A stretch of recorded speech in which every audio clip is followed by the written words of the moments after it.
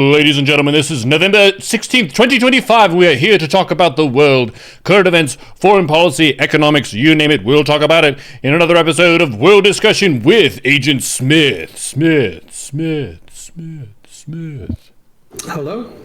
Yo, Hey. How are you? I'm doing well. I'm mightily powered by potato soup with bacon in it this evening. Excellent And that's choice. one of the best cold resist meals you can have. Oh, is it pretty cold up there right now? Well, it's below freezing now, so yes. That'll do it. The winter has begun, and it shall not let up until April. Yeah, you lucky duck. It's still 70 down here. Yeah. In the heart of Texas. Well, it's been a good week. I've done the usual suspects, a bunch of BG3 and Dota. StarCraft got a new patch with new maps, which is cool. So we'll be playing on those during today's world discussion. And Dota has a Monster Hunter crossover patch where you can craft items similar to how you would do so in Monster Hunter, and you select key enemies in the match that you're trying to fight and get kills on to be able to get the materials to craft, so it feels kind of like hunting the monsters. I didn't play Monster Hunter, but the people who have are very happy with it. And I think it's pretty good value, too, for how many different skins you get. So, good on Dota. The duo honor mode run, we defeated Merkel. Oh, nice. So that was cool. Yeah, I think the key for that fight is casting darkness on him. Reduces a lot of his damage output, which is strong. And then, yeah, it's going to increase your chance to hit as well. He's resistant to a lot of types of damage, so you have to kind of plan for how to work around that. Still hit him. But yep, it was pretty clean for having two characters, so I enjoyed that one. And I do have a few topics that chat wanted to bring up this week, but have you been gaming anything? Factorio mostly. Nice. That's definitely one of those games that'll eat your life if you're not careful. I think other than that, I did finish Mandalorian Season 1. Ooh, what did you think? Yeah, it's pretty good. I didn't realize it was just 8 episodes, though. Mm-hmm. Yeah, I just kind of kept pushing the next episode button, so I didn't even realize I was halfway through Season 2 Oh, a couple of days ago. Yeah, it felt pretty seamless to me, but then again, I didn't have to wait for the next season. yeah. Just kind of blundered right into it. So yeah, overall, pretty good. Yeah, I definitely see what you mean when you say that it's basically a Western. Yeah. Very strong theme there. Even the towns that he goes to are on kind of backwater planets a lot of the time, where there are few people, the technology is low, the military enforcement is spotty. It's pretty cool. Cool environment, I think they established with that. And then being able to have a Mandalorian character is very cool. If you played the Star Wars Old Republic games, there's a lot of Mandalorian lore drops and characters and so on. It's a very cool civilization that isn't a Force-using one. The Jedi take up a lot of the spotlight in the prequels and the original Star Wars stuff. Yeah, such a weird history there. That all comes from Boba Fett. I don't know if you remember him. Yep. He has the same gear and he's Mandalorian. Do you know where he first appeared? It actually was not Empire Strikes Back. Oh. Yeah. He actually first appeared in the Star Wars Holiday Special. Ah. That's funny. Yeah, they had an animated short in the special, and that's where he first appeared. And kids liked him.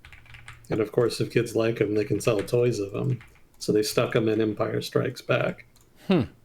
And then people liked him even more, and so he just kind of kept appearing. Today I learned.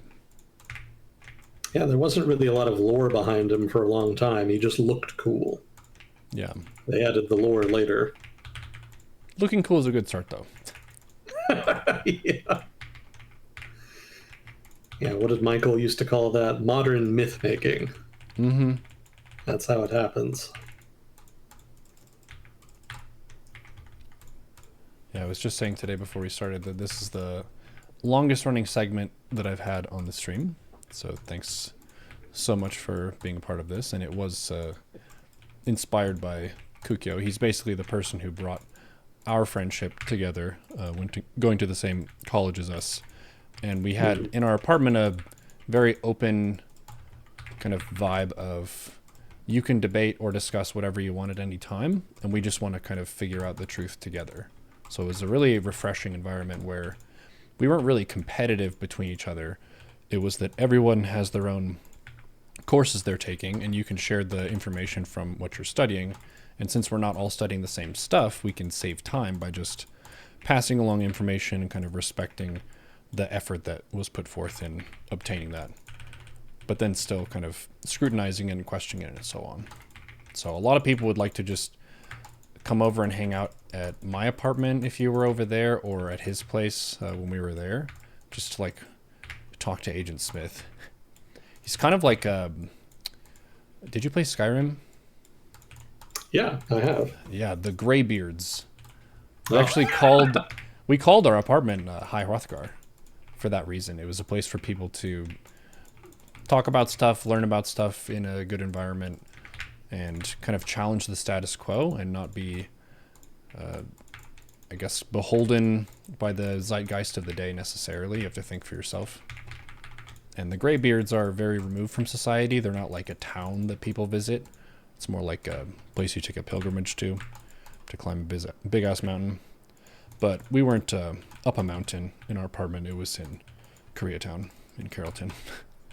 So I miss that place. Yeah. Lots of good eats. Good times. Yeah. Aces.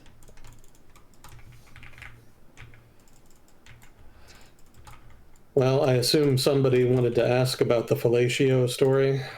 Yeah. The way the question was framed was, is Trump now an LGBT icon?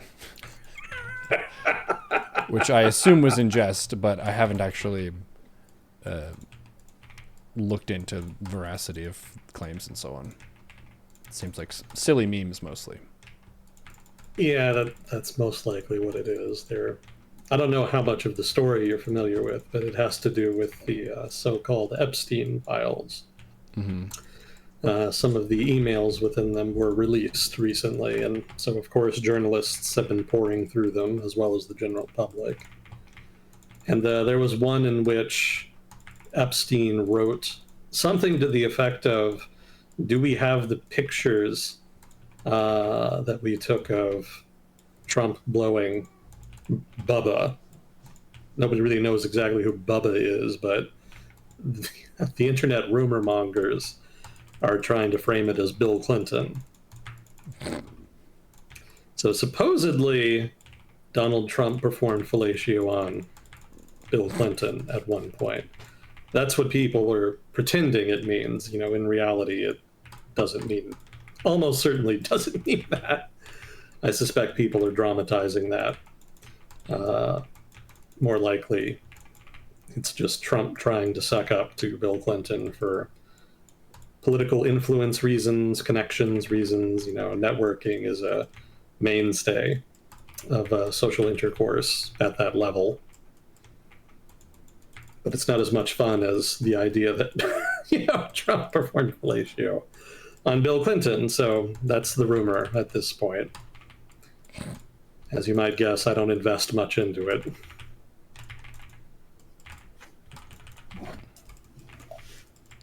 So speculation and memes mostly. Yeah. Gotcha. And then there were a couple areas of the world that people were curious about.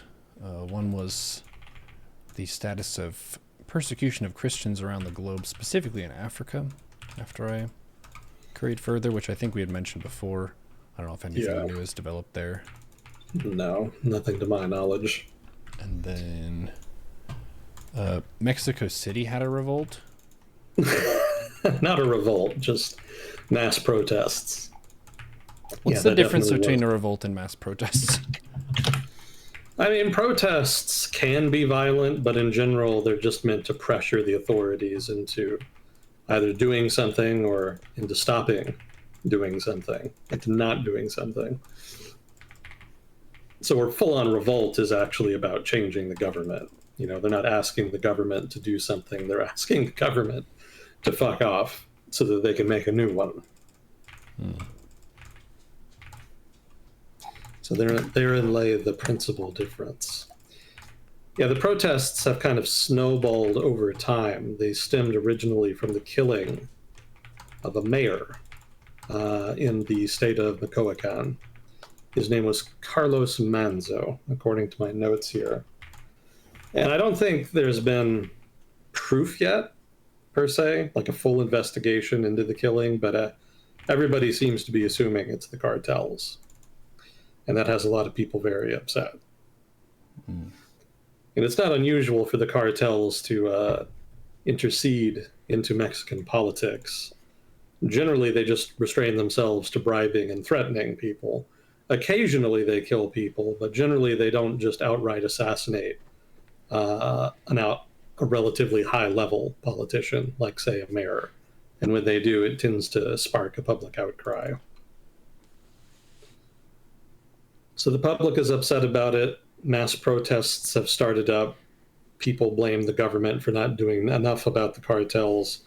And there is just some general partisan tension, I think, just from not necessarily Scheinbaum herself, but Obrador's party has been in power for a while now.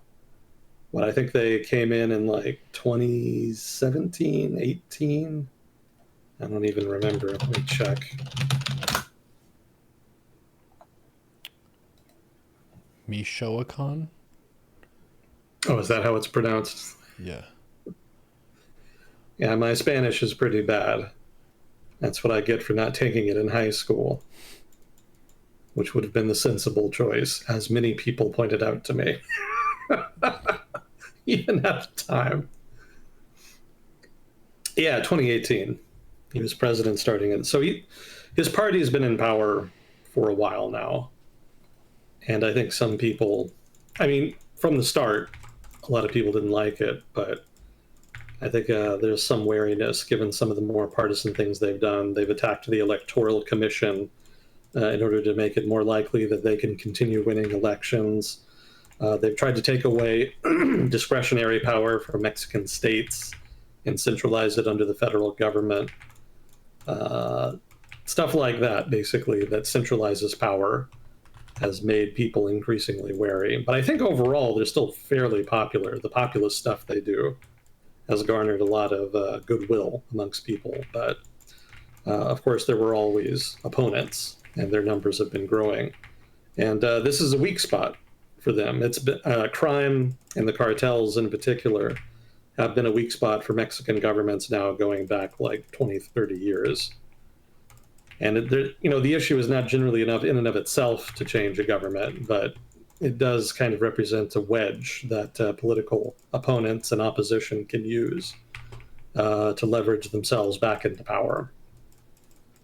So my reading is that this is what's happening. There were already a number of people that didn't like the government for one reason or another, and this issue, which is a long-running issue, is just the latest good excuse to kind of challenge them and try to delegitimize them.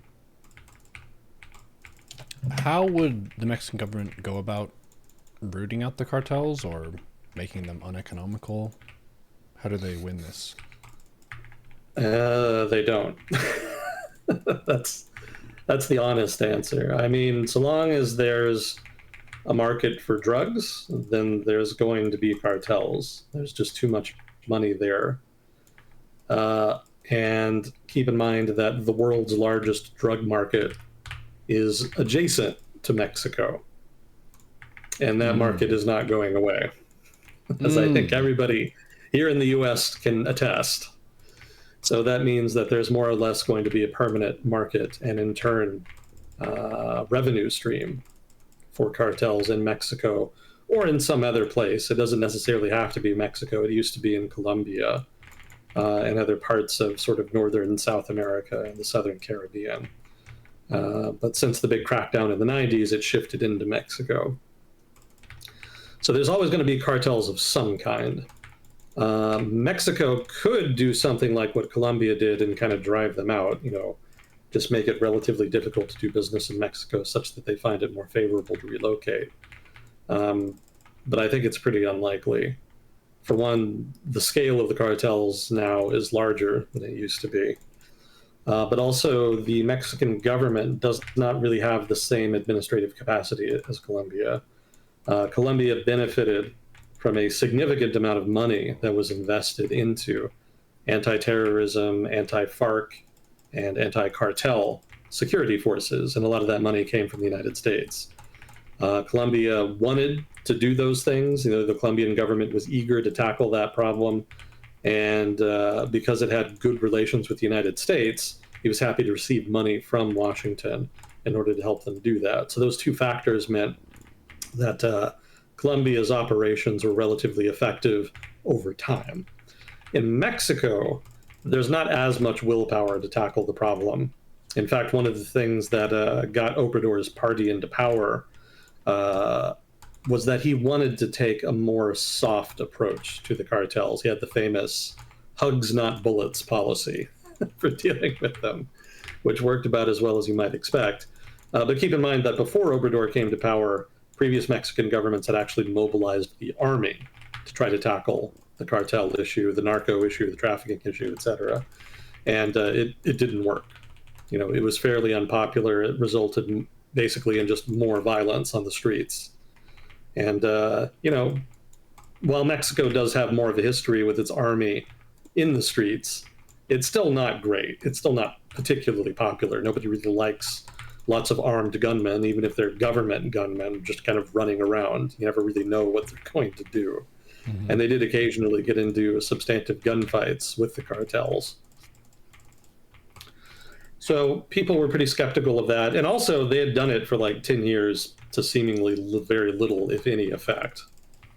So it was seen basically more as security theater around 2018 than anything. So Obrador was elected. He tried to take a more sort of moderate, friendly, so to speak, approach to the cartels. That didn't really work either, but it was popular, and that was enough to kind of keep it going, in order to basically keep that approach going even after Obrador left office and was replaced by his successor, the current president of Mexico, Miss Sheinbaum. I guess Mrs. Sheinbaum, I think she's married. So the Mexican government itself is not all that interested in just diving in to a full-on confrontation with the cartels. And that's not just because it would be relatively politically unpopular. It's also because lower levels of the Mexican government are not, how do I put this? They've basically been compromised. There's an immense amount of corruption in Mexico, and the lower levels of Mexican politics at the sort of local, if not also state level, very frequently are infiltrated by this, that, or the other cartel group. And that makes it very difficult for anti-cartel crackdowns to be successful, because generally when the Mexican government plans to do something, the cartels find out about it ahead of time and then can take action to mitigate the impact. So on top of all that, the Mexican government does not have great relations with Washington. You might think because of the CUSMA treaty, NAFTA basically, that relations are decent, and not really. There is kind of a mutual understanding that both the United States and Mexico have a mutual interest in maintaining good economic ties in the form of maintaining NAFTA. But beyond that, they actually don't cooperate all that much. There are some American federal agents who cooperate with Mexican security forces to try to deal with cartels, among other issues of common interest. But again, because of the aforementioned corruption issue, a lot of that has somewhat muted effect. And the Mexican government isn't especially interested in, deepening those kinds of security relations. Cooperation is fine, but the kind of full-on sort of defense agreement that, well, maybe not full-on treaty agreement, but the close defense ties that existed between and continue to exist between Colombia and the United States, those are not likely to exist between Mexico and the United States. Probably not ever. There's just too much political tension owing to nationalism, historical factors, as well as just general mistrust between Mexico City and Washington. So all told, there's just too many inhibiting factors that make it basically de facto impossible for Mexico City to really crack down on the cartels in a way that would actually force them to relocate, like the Colombians were able to de facto force them to do.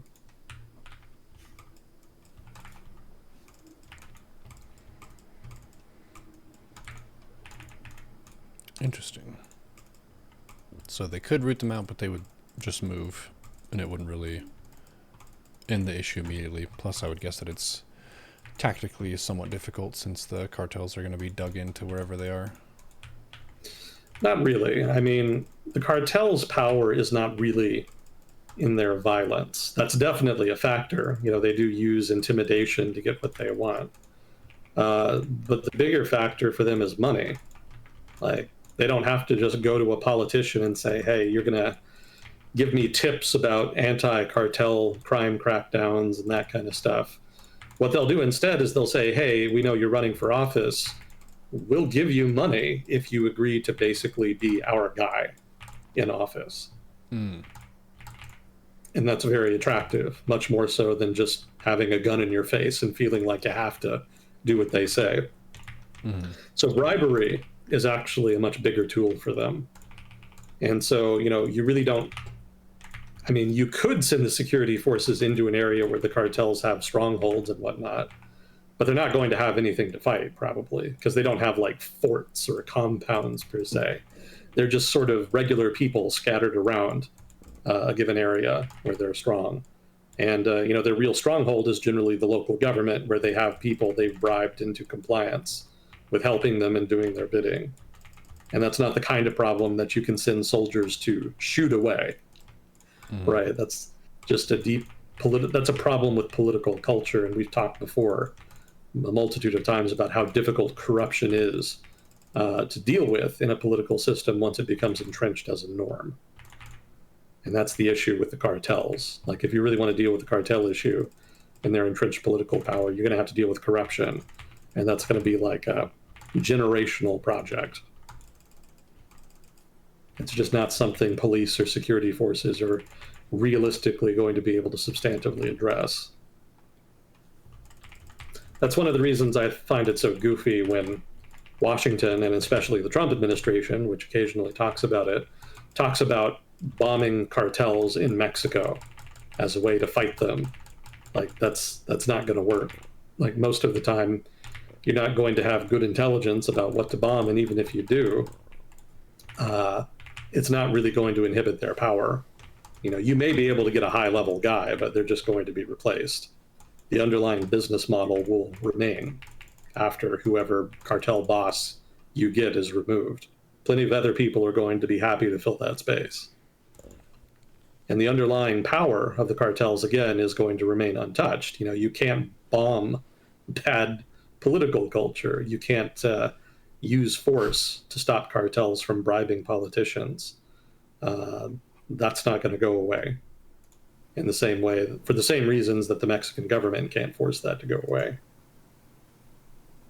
It's just a very deeply rooted intrinsic problem. I see. So unfortunately, I'm pessimistic about the prospects for that problem being addressed and dealt with. I think one of the better solutions was actually when Mexican locals kind of took up the gun and started forming vigilante groups to try to kick out cartels that were causing too many problems in their communities. But as you can imagine, the Mexican federal government did not really appreciate that. They saw that as a breakdown in law and order. And so they actually pressured the vigilante groups to either disband or to incorporate into local security forces, which by and large is what happened. But of course, the downside to doing that is that they become ineffective. They basically become co opted by the same corrupt political forces that had facilitated the cartel problem in the first place.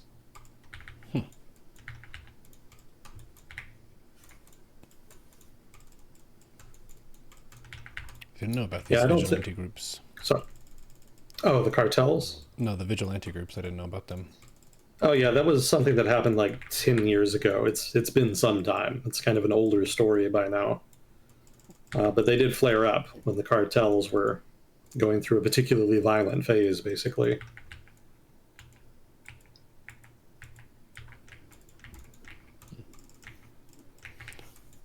Were there Actually, now any that I think, other go ahead. countries that had a similar issue and kind of worked through it? Because the U.S. had a lot of crime, organized crime in the early 20th century, right? Yeah, we did, but we cracked down on it. We had much stronger administrative capacity, so we were able to form the FBI and basically flood the zone. That combined with the end of prohibition put a huge dent in American organized crime. It was still strong through the mid 20th century, but consistent pressure from the FBI, as well as local state authorities, local and state authorities, ultimately eroded their presence over time. So they're still around today, but they're not nearly as prolific. Yeah, there's not really any good substitute for strong rule of law and competent competent law enforcement. Mexico is capable of both. I think pretty much any country is, but again, there's the issue with political culture, there's the issue with entrenched corruption. All of that hollows out administrative capacity. And then on top of all of that, there's just the fact that the Mexican economy is not quite large enough to support like a fully modern state. Yeah, it needs to grow more, and there needs to be a larger middle class that has more political power in the country such that they can advocate for significant reform and the building of administrative capacity and also credibly threaten entrenched elites. Until that changes, there's probably not going to be a lot of traction on reform efforts. Chat saying the FBI took out the Italian mafia in the 70s and 80s. Yeah, that sounds about right.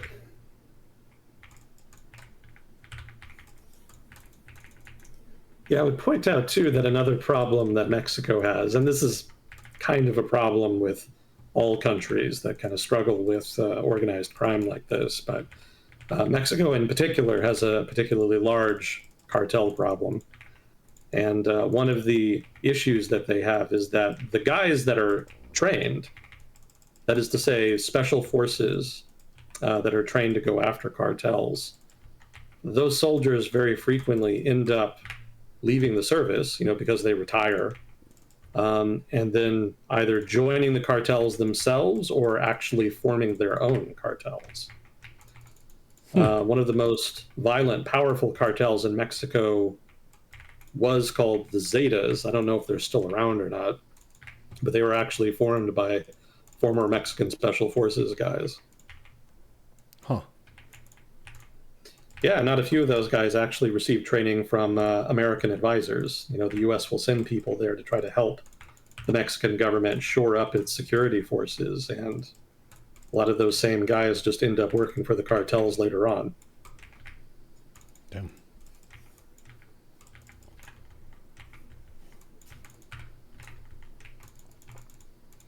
Yeah, probably the best solution is just going to be consistent economic growth, and then eventually a strong middle class in Mexico. Because from there probably will be a lot of pressure to build administrative capacity and then to just substantively try to deal with the issue. Once you have that, then over time, over the course of like 10, 20, 30 years, you can eventually erode the cartels. And it won't just be pressure. There will probably also just be some carrot and stick happening. So You can threaten them with jail or just killing. There's a, I can't remember the phrase in Spanish, but something to the effect of killed while trying to escape. There's a long history of people being killed by the police, quote unquote, while trying to escape. So they could de facto assassinate people in that manner. Mm-hmm.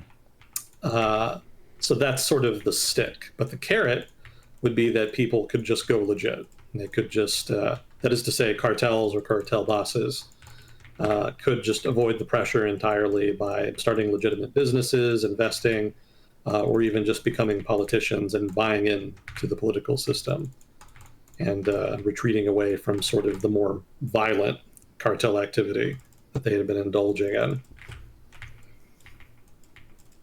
So I think if that's the approach, then over time they could probably mitigate the cartels. I don't think they'll ever go away entirely, unless, of course, it just becomes profitable to relocate and move to another country. But I think that's relatively unlikely just because of proximity to the United States. It's just worth too much money to kind of stay in the cartel business for them to fully give it up. But with enough pressure, yeah, you could kind of eliminate the most obvious glaring problems, kind of drive the violence underground, make it less visible, mitigate their ability to bribe politicians so outright. That's all pretty achievable, I think, over the long run. Short to medium run, probably not. That's probably pretty interminable in the short to medium run.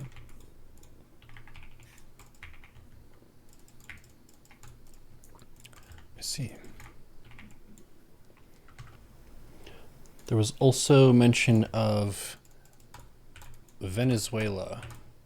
I think we have a carrier ship or something that's near them. Yeah, they had a Ford class. Actually, I think it was the USS Ford, wasn't it, that they sent? Yeah, it's just more of the same bullshit, basically. They're just trying to saber rattle, trying to kind of intimidate the Venezuelan government because, I mean, I don't even really know why. I don't know what the game plan is. I think the Trump administration is just trying to look tough and intimidate them into doing what they want, which is basically the Trump administration's go-to choice for pretty much any negotiation. But I don't think they're actually preparing for full-scale war with Venezuela. We talked about it, I think, last time or maybe 2 weeks ago. But my impression is that the most violence we'll see is if the Trump administration possibly bombing military targets in Venezuela that are associated with drug trafficking. So maybe like an air base or an airstrip here or there. But I don't think full-on like regime change is in the cards. I think that would be much too messy even for the Trump administration. Venezuela does their own drug trafficking stuff? Yeah, the Venezuelan government basically lost their core economic driver with the collapse of the oil industry. They still export some, but it's not nearly as much as they used to. And so the Venezuelan government, specifically Maduro and his patronage network, basically stay in power by indulging in this, that, or the other black market activity. Generally, they try to engage in like oil bartering with other countries that are under American sanctions. I remember there was a significant amount of gold that was bought from Iran in exchange for crude oil from Venezuela. So they had that game running for a while. Anybody's guess what they were using the gold for. I don't think they were sitting on it for a rainy day. Probably they were using it to fund investments in this, that, or the other black market activity. But drugs is sort of the main one. The analysis that I've read is that the Maduro patronage network makes a lot of its money through drug trafficking at this point. Whether they themselves are directly involved in it or if they're sort of at an arm's distance, where they basically get a cut from other drug trafficking groups that they de facto allow to operate, that's not clear. But regardless, they have been implicated in it and they do make money off of it.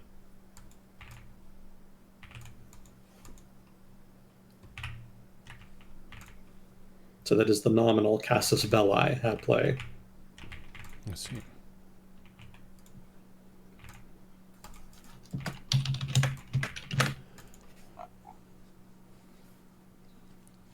There was I guess also since we're mention of an election in Chile that's happening. We had oh a god, chatter who is from Chile, and they said that they think that the far right is going to win. that's what I was reading. Yeah, that's a wild one. I hadn't been following that too closely until today when I was reading about it. I was not aware the situation had gotten so dire. That kind of blew my mind a little bit. Hmm. Yeah, I'll throw out the usual disclaimer here. I'm not an expert in everything I talk about on here. I have more of a background in economics and foreign policy. So if I say anything wrong, stupid, or biased, please let me know. If I'm wrong, I want to know more than anybody.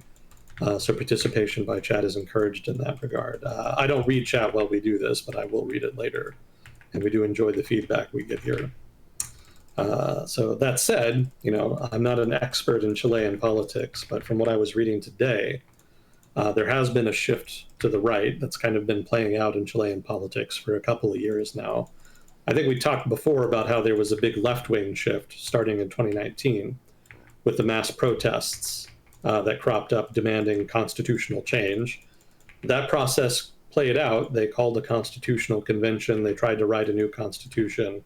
And when it came to a referendum to pass the Constitution that was negotiated by the Constitutional Convention, the voters shot it down. And since then, the government has kind of been a little bit adrift.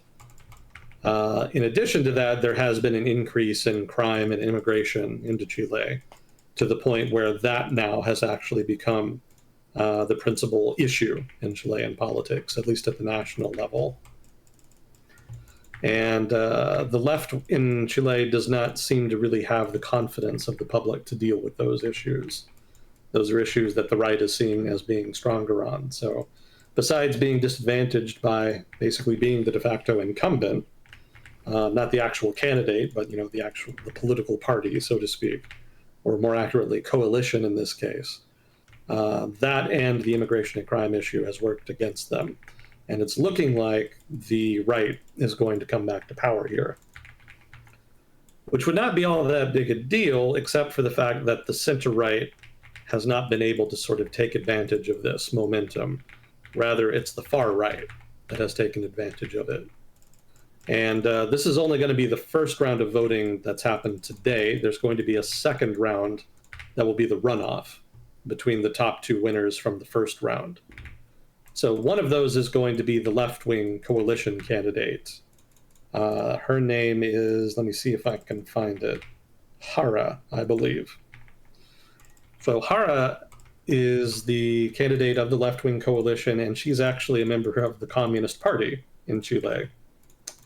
That said, she's not especially radical, at least not as much as Americans might think upon hearing that. She's seen as basically a center-left candidate. So the things I have in my notes here that are part of her platform are pledging to increase lithium production, raising the minimum wage, building new prisons, deploying the army to protect Chile's borders, and she's also promised to expel foreigners convicted of drug trafficking. So those last three items are, very clearly attempting to address the crime and immigration issue that's become so prominent in Chilean politics. But otherwise, it's pretty boilerplate left-wing type stuff. Nothing especially surprising. So her opponent in the runoff is going to be a guy named Kast. And this is actually the guy that Boric, the current president, ran against and defeated a couple of years ago in the last election. Kast has actually run for the presidency several times now. Let me see if I can find the statistic. Yeah, 3 times now. So this is the third time, and it looks like this is going to be the one that he wins. He didn't win all that big a chunk of the vote in the first round, but that's because there were so many right-wing candidates running that they all sort of ate into each other's voting shares. So if you sort of tally up the voting shares that went to right-wing candidates in the first round, if they all vote for Kast, then he's almost certainly going to win. So that's the forecast at this point. So Kast is an interesting guy. He's very colorful. He's a lawyer, former congressman, father of 9. His brother was a minister during Augusto Pinochet's dictatorship, and his father was a member of Chile's Nazi party. Oh. Yeah, interesting. So he lost, like I mentioned, the runoff to Boric back in 21. And this is his third time again running for president. His platform has involved promoting a crackdown on immigration. Some of this will sound familiar to Americans. He wants to build a border wall along the border with Peru, I believe, and Bolivia, specifically ditches, not so much an actual wall. He also advocates mass deportations of undocumented migrants. Let's see. Also, he wants to build new maximum security prisons in the style of El Salvador. He also opposes abortion, even in the cases of rape, has criticized environmental and indigenous activism, and wants to shrink the state. Small government type stuff. So yeah, it's a colorful populist right type platform that has become fairly common in the Western world writ large over the past 10, 15 years. Again, he's probably going to win, so this is going to be the second now populist right-wing president who will come to power in Latin America in the past 10 some years. There have been conservatives who have come to power, but this is only the second populist conservative candidate that will win, if he wins. The other one, of course, being Javier Milei in Argentina, whom I kind of hesitate to kind of throw into the same category here because Milei's politics are very different from Cast's, from what I've read of them. Milei is very libertarian. Cast, by contrast, is more hard right, from what I've read of him. Going to be more of a culture warrior than a sort of economic, small government libertarian type, like Milei. I don't doubt that he's going to be making headlines if and when he wins power, so I'm sure we'll be hearing more of them soon.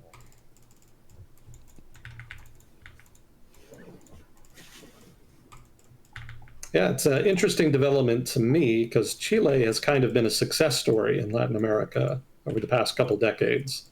Its economy is fairly strong, standard of living is fairly high, and its politics had been fairly moderate since the country democratized after Pinochet.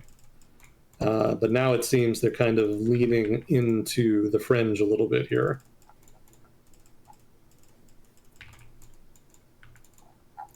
I may be reading too much into it. He could just be a relatively normal president, but he does represent a break from the status quo. We'll see what comes of it. We do have a chatter from Chile who's swaying in, so you can read that after. Hopefully I'm not embarrassing myself too much. Well, we enjoy our corruption. Not our corruptions, our corrections. Not our corruptions. We are certainly not corrupt. But if you want to pay us a shitload of money to do some kind of news segment, just let us know.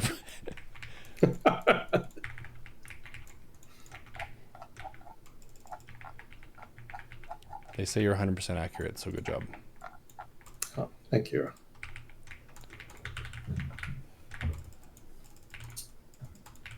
Yeah, there was a conservative that won power in Bolivia, actually, fairly recently. I think we talked a little bit before about how the Chavistas in Bolivia had been losing popularity because they're incumbents and they hadn't really managed to do much recently, despite being in power for like 10, 15 years. But that's a fairly moderate conservative. From what I was reading of him, he's like center-right, like boilerplate center-right. So there's probably not going to be like dramatic change in Bolivia. Cast, by contrast, seems a little more hard-nosed, so I think there's more potential for dramatic action there. But some of it, too, will depend on how the legislature shakes out. I'm sure there may well be limits on what the president will be able to get away with, depending on the composition of Congress in Chile. But I haven't read anything about that. I've only read about the presidency thus far. So we'll see. Yeah, they're due, just to kind of speak in broad regional terms, Latin America tends to experience sort of waves of politics. So there was sort of a wave of Chavistas and left-wing style politics during the commodities boom of the aughts, way back when, I guess 25 years ago now, God. And let's say like 10 to 15 years into that, starting in the 2010s, there was a blue wave as opposed to the pink wave of the Chavistas. And the blue wave saw a gaggle of conservative governments kind of come to power. And I think Jair Bolsonaro was one example of that in Brazil. And I believe Santos was an example of that in Colombia. Yeah, I'm trying to remember these names, and some of them are not coming. Argentina had one too. Dagnip would be able to remember. Dagnip hates them. But even they had a right-wing president for a while in the 2010s as well. So yeah, that was just part of a sort of general blue wave of relatively conservative presidents and political parties winning power in the region. And then there was a kind of backlash after that, so another pink wave, so to speak.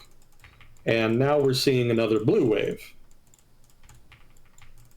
So we have the Bolivian conservatives winning. We have Milei in Argentina, Cast in Chile. Probably a conservative government will win in Colombia. They have elections coming up, and Petro and the left are not especially popular right now.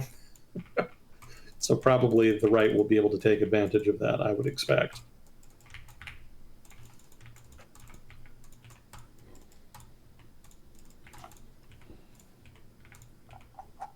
I think I did have a Brazil item in here, since we're talking about Latin America. Yeah, there was a police raid that went awry in Rio de Janeiro. It's not unusual for... Sorry, what? What were they raiding? They were raiding one of the most violent gangs in Brazil, which is prominent in Rio de Janeiro. And it's not uncommon for them to do that. They very frequently go after gangs, but this was a particularly large raid. And when I say raid, they were nominally, what they say is that they were trying to detain members of the gang. But that very quickly devolved into an outright gunfight that spanned a good chunk of the favela that they were raiding. And over the course of the gunfight, more than 100 people were killed. Also, about 99 arrested is what I have in my notes here. None of the people who were killed or detained were among those that they were looking to detain when they set out on the raid. And that's led to some outcry from the public that this was an example of overreach, that this is not professional police work, this is much too violent, and that a lot of innocent people ended up dying because of it unnecessarily. The police, meanwhile, as well as the right in Brazil, kind of pushed back on that notion. They say that actually this is exactly how they should be dealing with violent gangs, that they only really understand the language of violence, and that even if there was some collateral damage, the only alternative is to basically either do nothing or not do enough and just let the problem continue to metastasize. So it's kind of a partisan wedge issue, basically. Crime has long been a major issue in Brazil, but different political factions, different parts of the political spectrum have very different ideas about how to deal with it.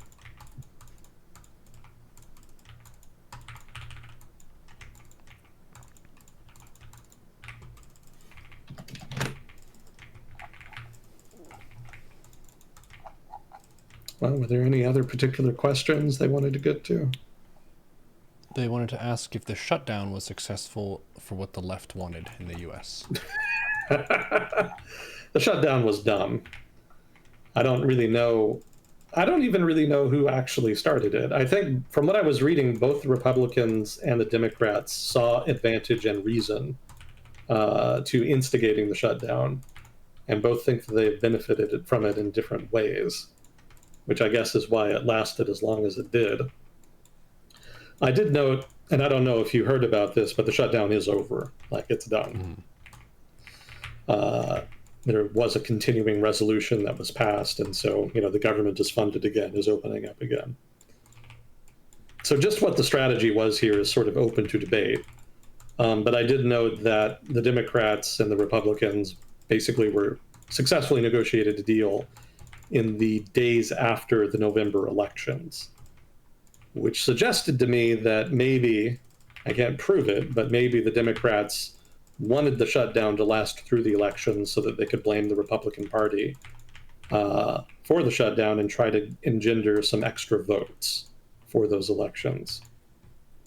And then once the elections were over, then they didn't need the shutdown anymore. And so then it became viable to just kind of agree to a continuing resolution and then negotiate the Affordable Care Act subsidies after the fact. So I don't know exactly if that's what they wanted to do, but it seems like it to me. I think it was just a strategic move for the elections in November. If that's the case, then I think probably wasn't worth it. Because again, like I talked about last time, the November elections in sort of an off year like this, that is neither a presidential election year nor a midterm election year, it doesn't mean that much. I can understand wanting to have momentum coming into the midterms next November, but I don't know that it was really worth the cost of a shutdown, because the Republican Party is going to blame the Democrats for it, and there's going to be more than a few people that are going to be willing to believe that, if not eager to believe it. So to a degree, they may have harmed their brand a little bit in some of the purple districts that are going to be key in the midterm elections in next November. But as far as a short-term tactical move, it seems to have worked. They did fairly well in the elections. So I guess in that sense, it was worth it. And a year is a long time. It could be that by the time the midterm elections get here next year, that people will have mostly forgotten about the shutdown. That would not surprise me either. But my overall impression is that the whole thing was just political theater. I didn't really see it as this life or death struggle for the Affordable Care Act subsidies, or some kind of principled stand for fiscal responsibility, as the GOP was presenting it as. I think it was just, in the case of the Democrats, a short-term tactical move, and in the case of the GOP, a more medium to long-term strategic move for the midterms, if not for a future presidential election. I don't really read into it any more than that. And I could be wrong. I wasn't following it especially closely, but that is my impression. So make of that what you will. I don't think anything substantive will come of it, basically, is the takeaway. Let's see.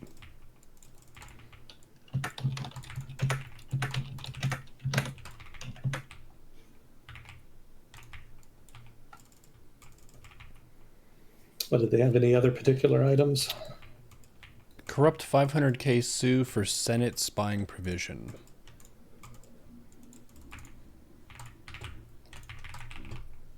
That's the first I've heard of that. 500K sue corrupt Senate?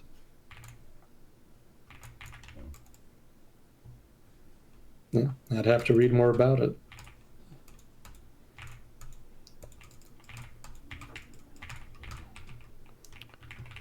And then we did have questions.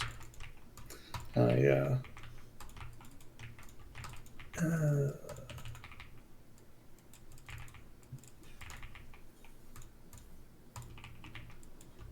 Oh, okay. I could see that question. Regarding the corrupt $500,000 sue for Senate spying provision in government funding, what are the odds of that getting repealed next week? Any support for that in the Senate? Yeah, again, I'll have to read more about it. I hadn't heard of that. Let's see. What's an update on the evolving situation of Venezuela? Did Maduro really belt out Imagine by John Lennon? I don't know about that, but the situation is just status quo ante as far as I know. The U.S. military is still trying to buzz Venezuelan airspace and is otherwise trying to build up in the region to try to intimidate the Venezuelan government. It's possible there could be airstrikes, but I don't think a full-on invasion is in the cards. And it may be that the Trump administration decides that it's not really worth any kind of escalation. Because realistically, like I talked about last time, if you do destabilize Venezuela with some kind of military escalation, especially one that would be as ambitious as regime change, that's not going to make the drug trafficking problem better. That's going to make it worse. Destabilized states that can't govern their own territory are fertile ground for drug traffickers, as well as immigration. A lot of people are going to leave Venezuela, and probably a lot of them will come to the United States, which the Trump administration nominally does not want. So I suspect that will be an effective deterrent to American action, but we'll see. The Trump administration is nothing if not mercurial, so they could well surprise me.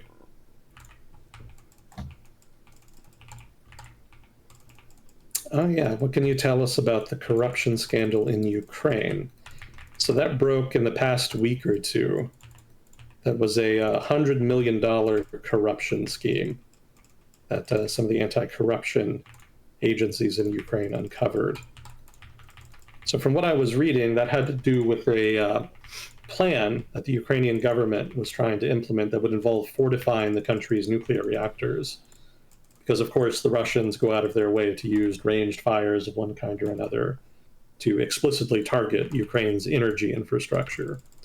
So there's been concern that the nuclear reactors in Ukraine could be vulnerable, so the government wanted to fortify them, but apparently the process of making the contracts, tendering the contracts and whatnot, was corrupt. And so apparently high-level figures within the government with connections to Zelensky were implicated in trying to basically embezzle that money, steal that money, or otherwise direct it to people they themselves knew.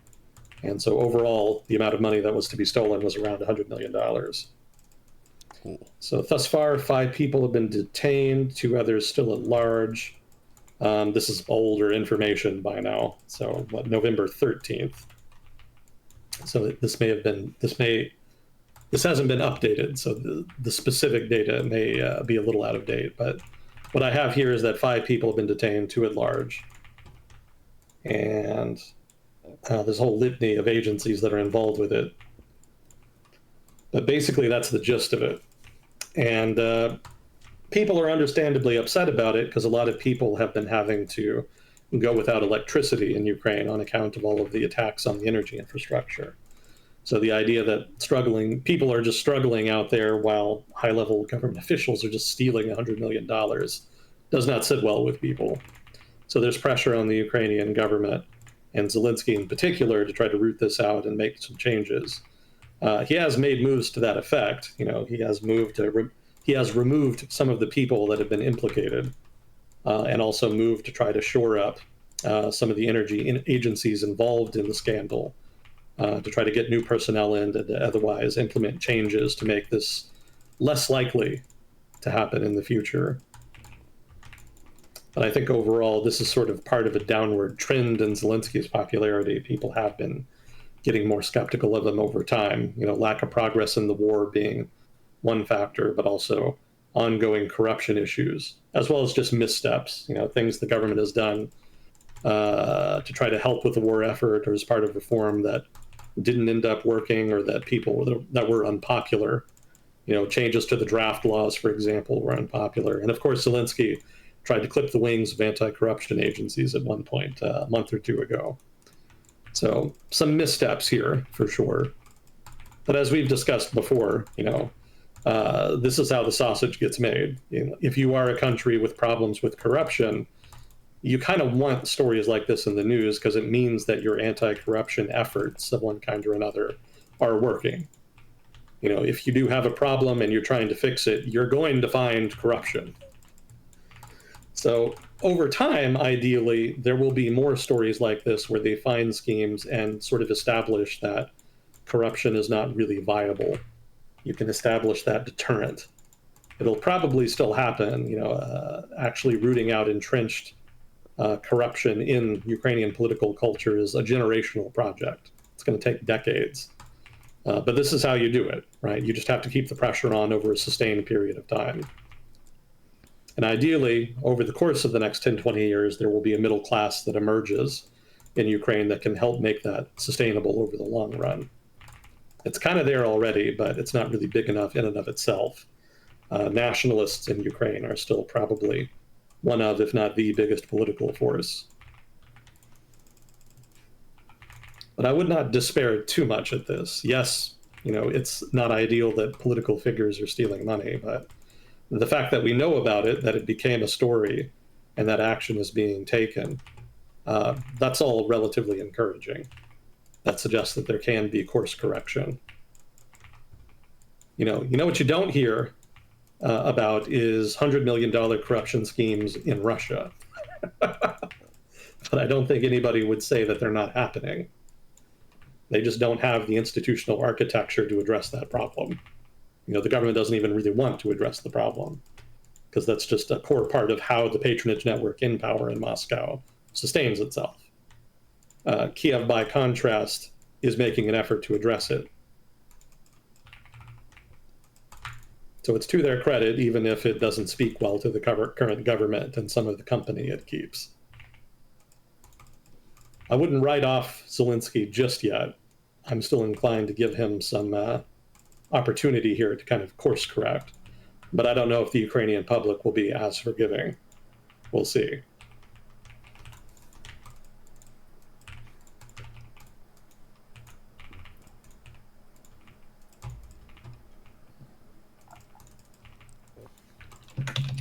Let's see, what else did we have? Oh, somebody was explaining the 500K thing. Last second provision, let's see, it's the lower rider. And so 8 Senate could sue the federal government for 500K each. I don't know why they would let them do that or what they would even be suing for. Yeah, again, I would have to read into it.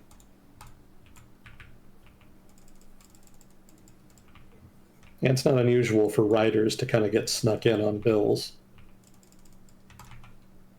But letting senators sue the government, especially for that amount of money, that's deeply weird.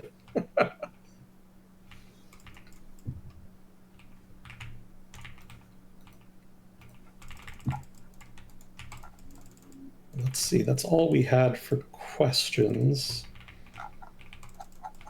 Was there anything else you wanted to get to? I didn't have anything that in particular jumped out at me this week. I think we did get another couple follow-up questions to that. Okay.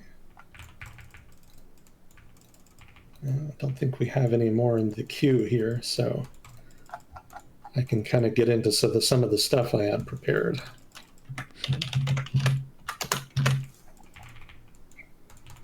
We already touched on some of it already. Let's see, there's been drama in South Asia. There's a tiff between Japan and China. Talked about Brazil already. What would be good? And I kind of want to do the inequality thing, because I was prepping that yesterday. So that is ready to go. Sure. Let's see. The South Asia stuff could take a while. Japan, China will be pretty quick. So let me kind of get through that.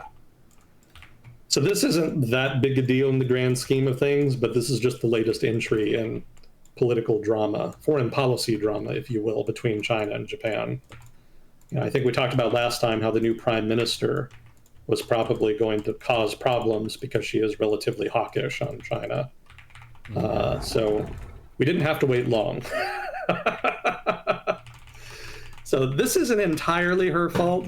China, of course, and the Chinese government has agency in how it reacts to things like this. And they not infrequently choose to blow it out of proportion for their own benefit. So the genesis of this is that the Prime Minister of Japan, Ms. Takaichi, was asked about Taiwan, because there is some ambiguity, and has been for some time, about what would what Japan would do if China were to, say, invade Taiwan. So for the past 10 to 15 years, basically with the hawks in power in Japan, especially with Shinzo Abe's government, the government in Japan has preferred to maintain some degree of ambiguity about this, but it also likes to drop signals that it would intervene in the case of a Chinese invasion of Taiwan.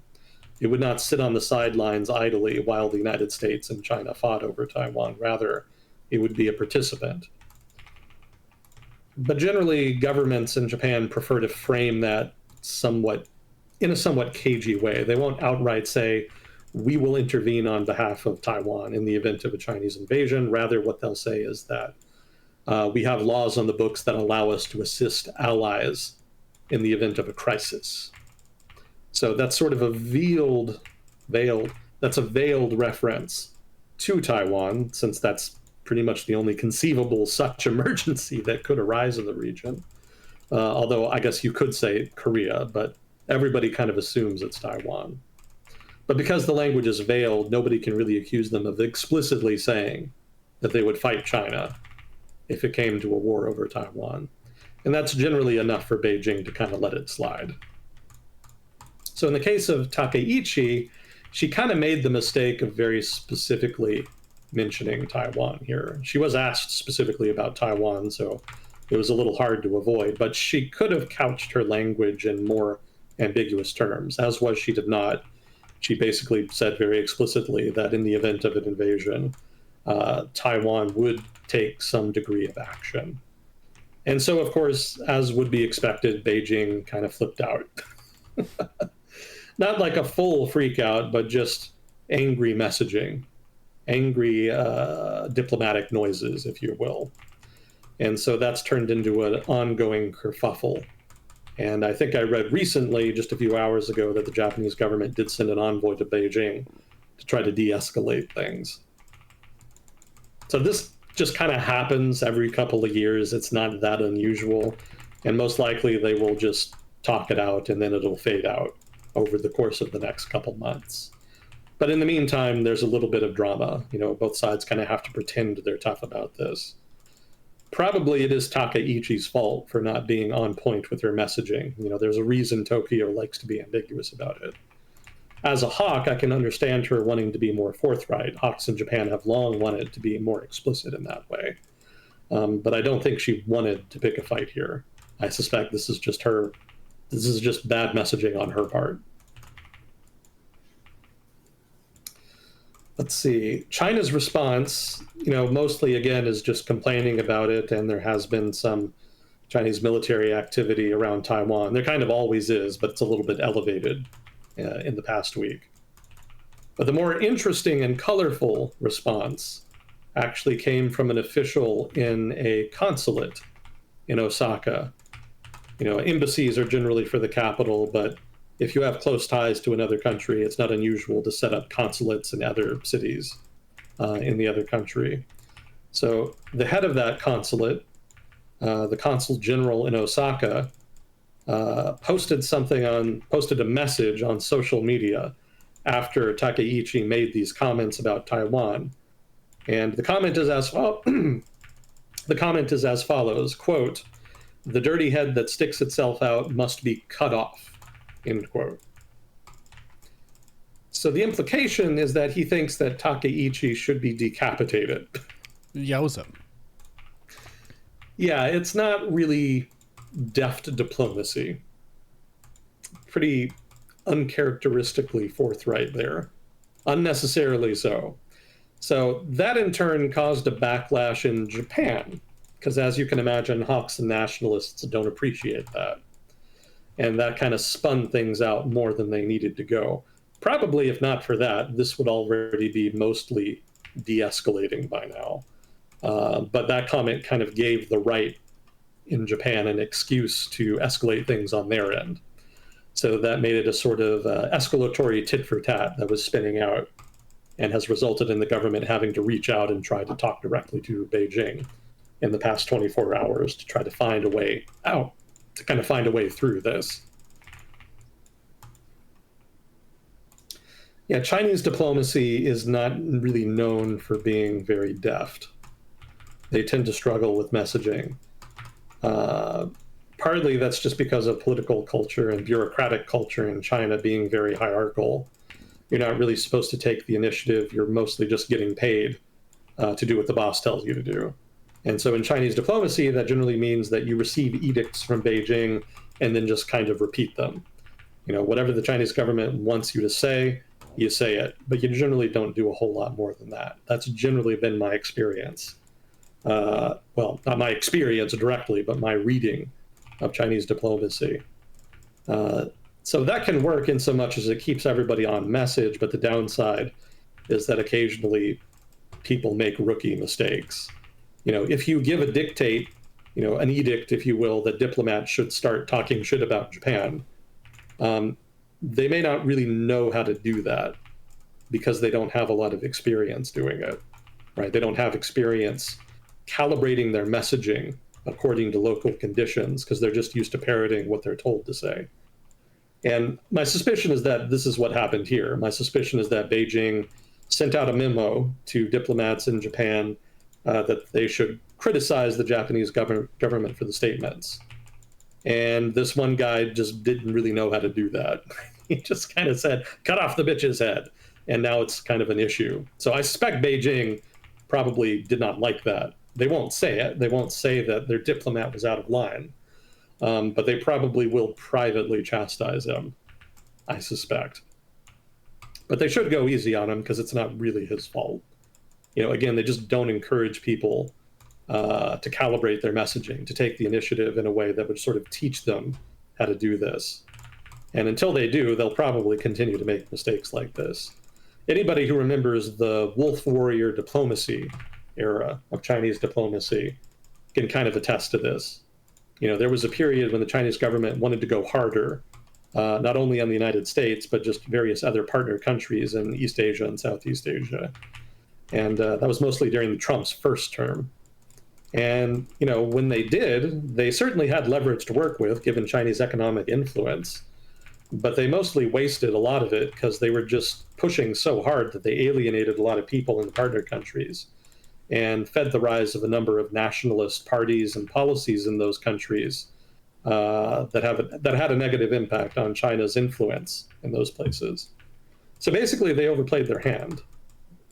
And again, given China's inexperience dealing in diplomacy, basically dealing with other countries, it's not that big of a surprise.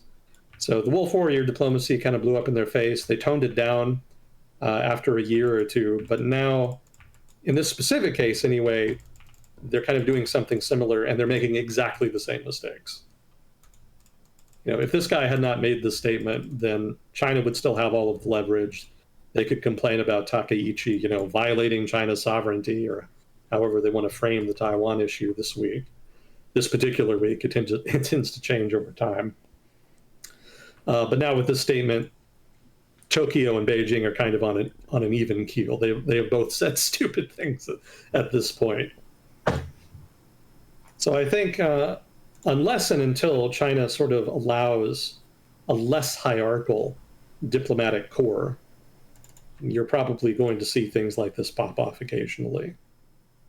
But most likely, that's exactly what's going to happen. I don't think the Chinese government is interested in loosening the reins, because that's just not how the party governs. Their governing philosophy is just intrinsically hierarchical and top down.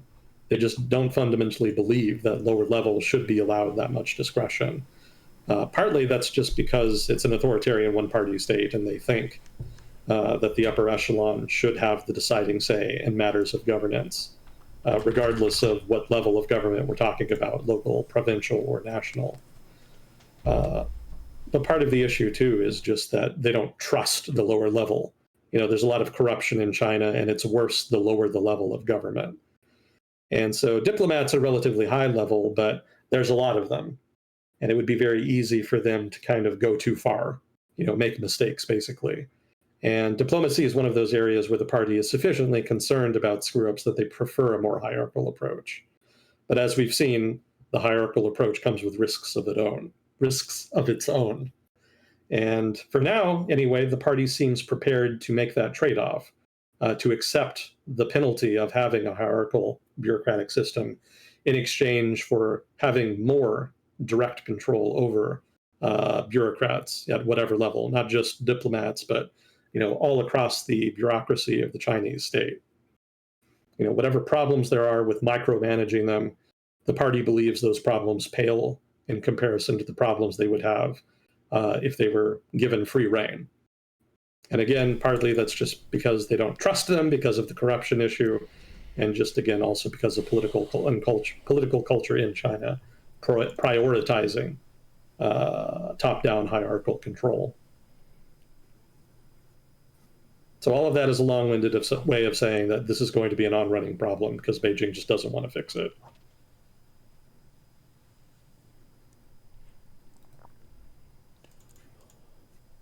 Rule of law, rule of man.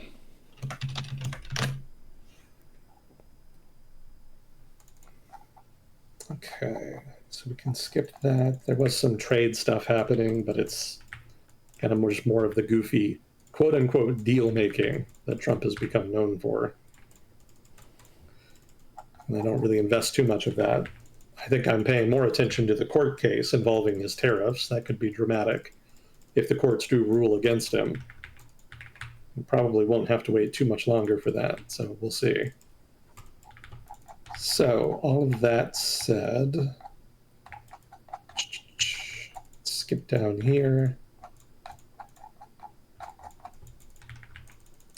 So the question that I instigated a couple weeks ago was, are wages in the United States falling?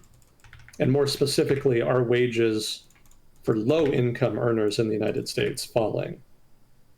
And the time period in question is both the past couple years, the past 10 years, the past couple decades. So across those time frames, can it be said that low-income earners in the United States have seen their wages fall? And I kind of said that actually they've done relatively well, but then I said that like right at the end of one of these segments, so I didn't really have time to elaborate. So since then, I've said that I would collect data on that to kind of elaborate appropriately, and I've done so. And if I can find it in here, we can kind of dig into some of that in a more detailed fashion. It might be in another file.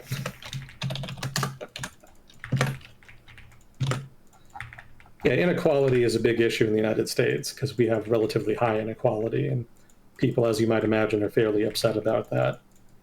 So just combined with the general lack of accessibility to things like good modern healthcare, as well as perceptions that the common man, sort of the worker, doesn't have as much access to political power, agitates the shit out of a lot of people. And so one of the ways that activists try to underline that point is by showing data that suggests that incomes in the United States are stagnating, specifically for the working class, and that if you adjust for inflation, they're actually falling.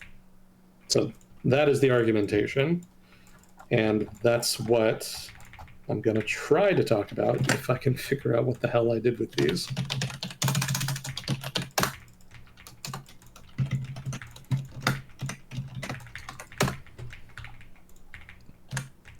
Here we go. Okay, so this is going to be a little bit wonky, but I think most of you are kind of older and already familiar with things like controlling for inflation and economic data, etc. So unless somebody asks, I won't get too much into the I won't explain too much of that. So I'll just kind of run through the data here. So the question is, has the bottom quintile of income earners gone down over time?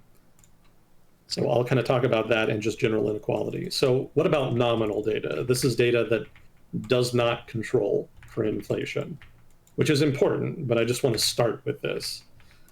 So the average nominal wage for the bottom quintile of income earners has actually gone up since 2021, not down. So it's not the case that they have been, that is to say, people in the bottom quintile of income earners have been completely screwed in that time frame. Now again, that does not control for inflation. This again is just to kind of get us started. The contributing factors here for why income has actually gone up for this particular income bracket, this particular quintile. One is inflation itself, actually. Just the general increase in prices itself forced up wages and led to wage increases. Part of it also had to do with the big sort that happened during the pandemic. If you don't know what that is, basically during the pandemic, working class folks were much more willing to change jobs than they have been historically. This was documented in a number of surveys and data and whatnot. So the result is that people were much more willing to change jobs to jobs that had higher wages, and that in turn resulted in the wage data inflating. And some of it also just had to do with general labor shortages that occurred during the pandemic, stemming from people staying home owing to shutdowns at a local and state level, and also people receiving more unemployment benefits in order to encourage them to stay home and not run around spreading the virus. So that in turn artificially reduced the supply of labor and in turn increased wages. Now, I'll reiterate again, not controlling for inflation, and this is also just since 2021. So this is fairly recent. So the question remains, has there been a general decline over time in wages? And what happens when you control for inflation? So that's what I'll do now. What happens if you adjust for that? General aggregate median income. This is not the bottom quintile, though. This is just going to be for everybody.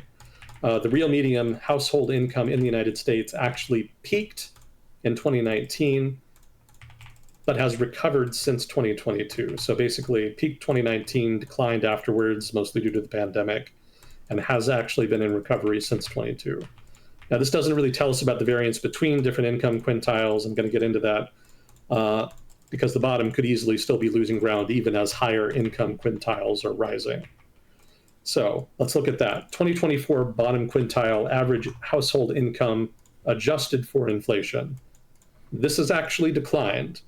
So the critics are correct that things have been getting harder for the bottom quintile average household. Their real income has declined, but it's only declined about 0.4% from 2019. So that's not really all that dramatic. That's pretty mild, especially given that it's been, 6 years now. And again, this is in spite of the most significant inflation in living memory. So even if you control for that inflation, it's only down for the lowest income earners, 0.4%. Now, this doesn't capture long-term trends. This, again, is just since 2019. Well, actually 2024 for that specific data point. So we can kind of look at different types of data that go back further and also that sort of redefine income here.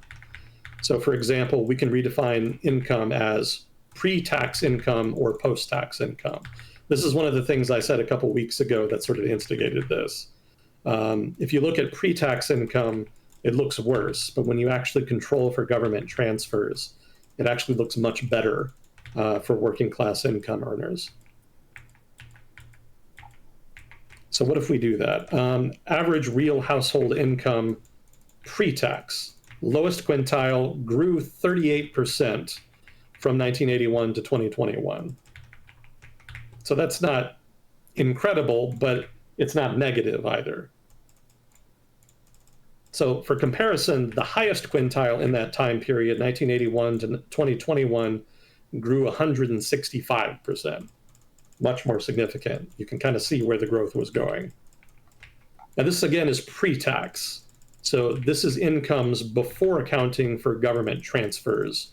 And when I say government transfers, I mean things like, food stamps, Social Security, etc., all that kind of stuff. Post-tax, so the lowest quintile of income earners post-tax saw their income grow from 1981 to 2021 by 134%. So you can see immediately that this is way higher than the pre-tax number. So of that, transfers represented 65% of average household income in 2019, 28 percentage points higher than in 1981. And it increased significantly in 2020 and stayed elevated in 2021, reaching 94% of average household income in that time frame. And that, of course, was primarily due to government transfers spiking during the pandemic. So government transfers are an important story here. You know, it's true that there's a lot of inequality, but the government of the United States actually does take action to mitigate that, to the point where when you control for government transfers, the incomes of working class Americans are way higher than they will look if you just look at the pre-tax data. And for comparison purposes, I have the middle quintiles here. And this is just kind of for shits and giggles, basically. Post-tax income for the middle quintiles. This is basically all of the quintiles excluding the top quintile and the bottom quintile. So the middle quintiles income has grown around 60% from 1981 to 2021. So what that means is that the post-tax income for the lowest quintile has actually grown faster than that for middle quintiles over this time frame, again, 1981 to 2021. So what if we look at percentiles instead of quintiles? So the household real pre-tax income for the 10th percentile, so this is basically like the bottom 10% of income earners, in 2023 dollars, has fallen about 11% from 2020 to 2024. I was trying to have graphs for all of this. I'll send them to you in a minute. And what was the other one here? Household real pre-tax income for the 20th percentile. So this is a larger group, the bottom 20% of earners. It's down 7% from 2020 to 2024. So this shows that when you don't account for transfers, the lowest income earners took a notable hit. They did fall, right? You will see data about that. That's not false. You know, there has been a decline there. But again, this is pre-tax, so it's not really the full story. All right, so now that I've been reminded about the graphs, I have to look them up. Oh God, there's so many. The graphs. Yeah, the graphs. How do we want to do this? I'll just send them to you here, and I don't know, you can throw them out. Cool. Or is there a place I can post them? Another place rather than just your direct messaging? You could put them in the Agent Smith chat where the questions go, and Fuzzycord can post them too. All right. That works. Hopefully that's not too inconvenient. Let's see. Wait, where is there? Okay, there it is. So I just wanted to throw the graphs out there for the more data-minded. Some people are visual learners. Trying to get these out real quick.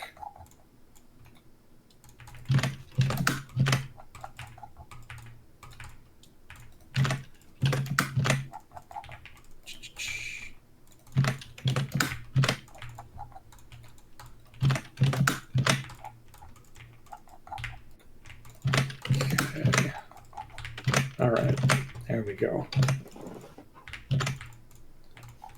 All right, what else did we have here? So I was talking about percentiles. Right.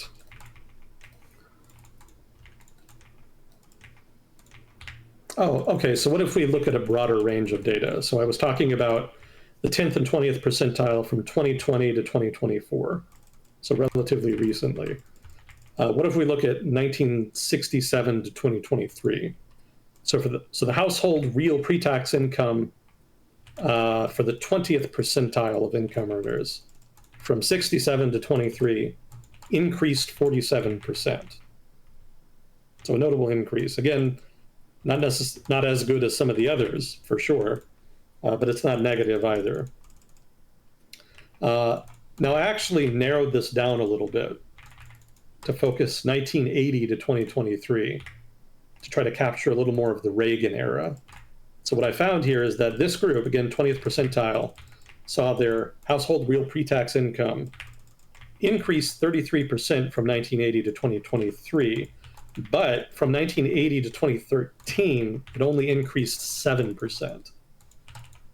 Whereas from 2013 to 2023, it increased 20%. So what is the implication of that? It means that while there was an increase of 33% from 1980 to 2023, most of that increase happened after 2013. So basically, during the Reagan era, from the 80s through the 90s and through the aughts, effectively up until 2013, the Reagan era and its aftermath, I should say, very little wage growth here for the 20th percentile. Again, only 7%.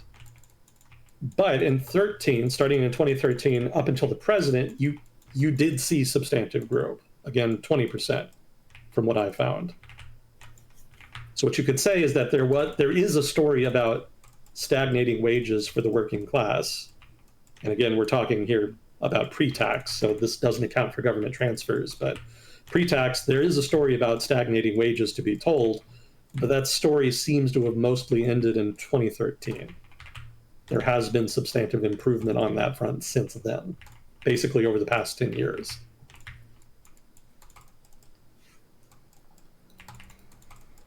Okay, so let's look at the same data, but for the 10th percentile. This is just the bottom. 20th percentile, a little bit larger, but what if we look at the absolute bottom, 10th percentile? Pretty much the same story. From 67 to 23, up 55%, narrowing it down to 80 to 23, up 27%, only up 6% from 80 to 13, and then from 13 on, up 20%. Very similar numbers.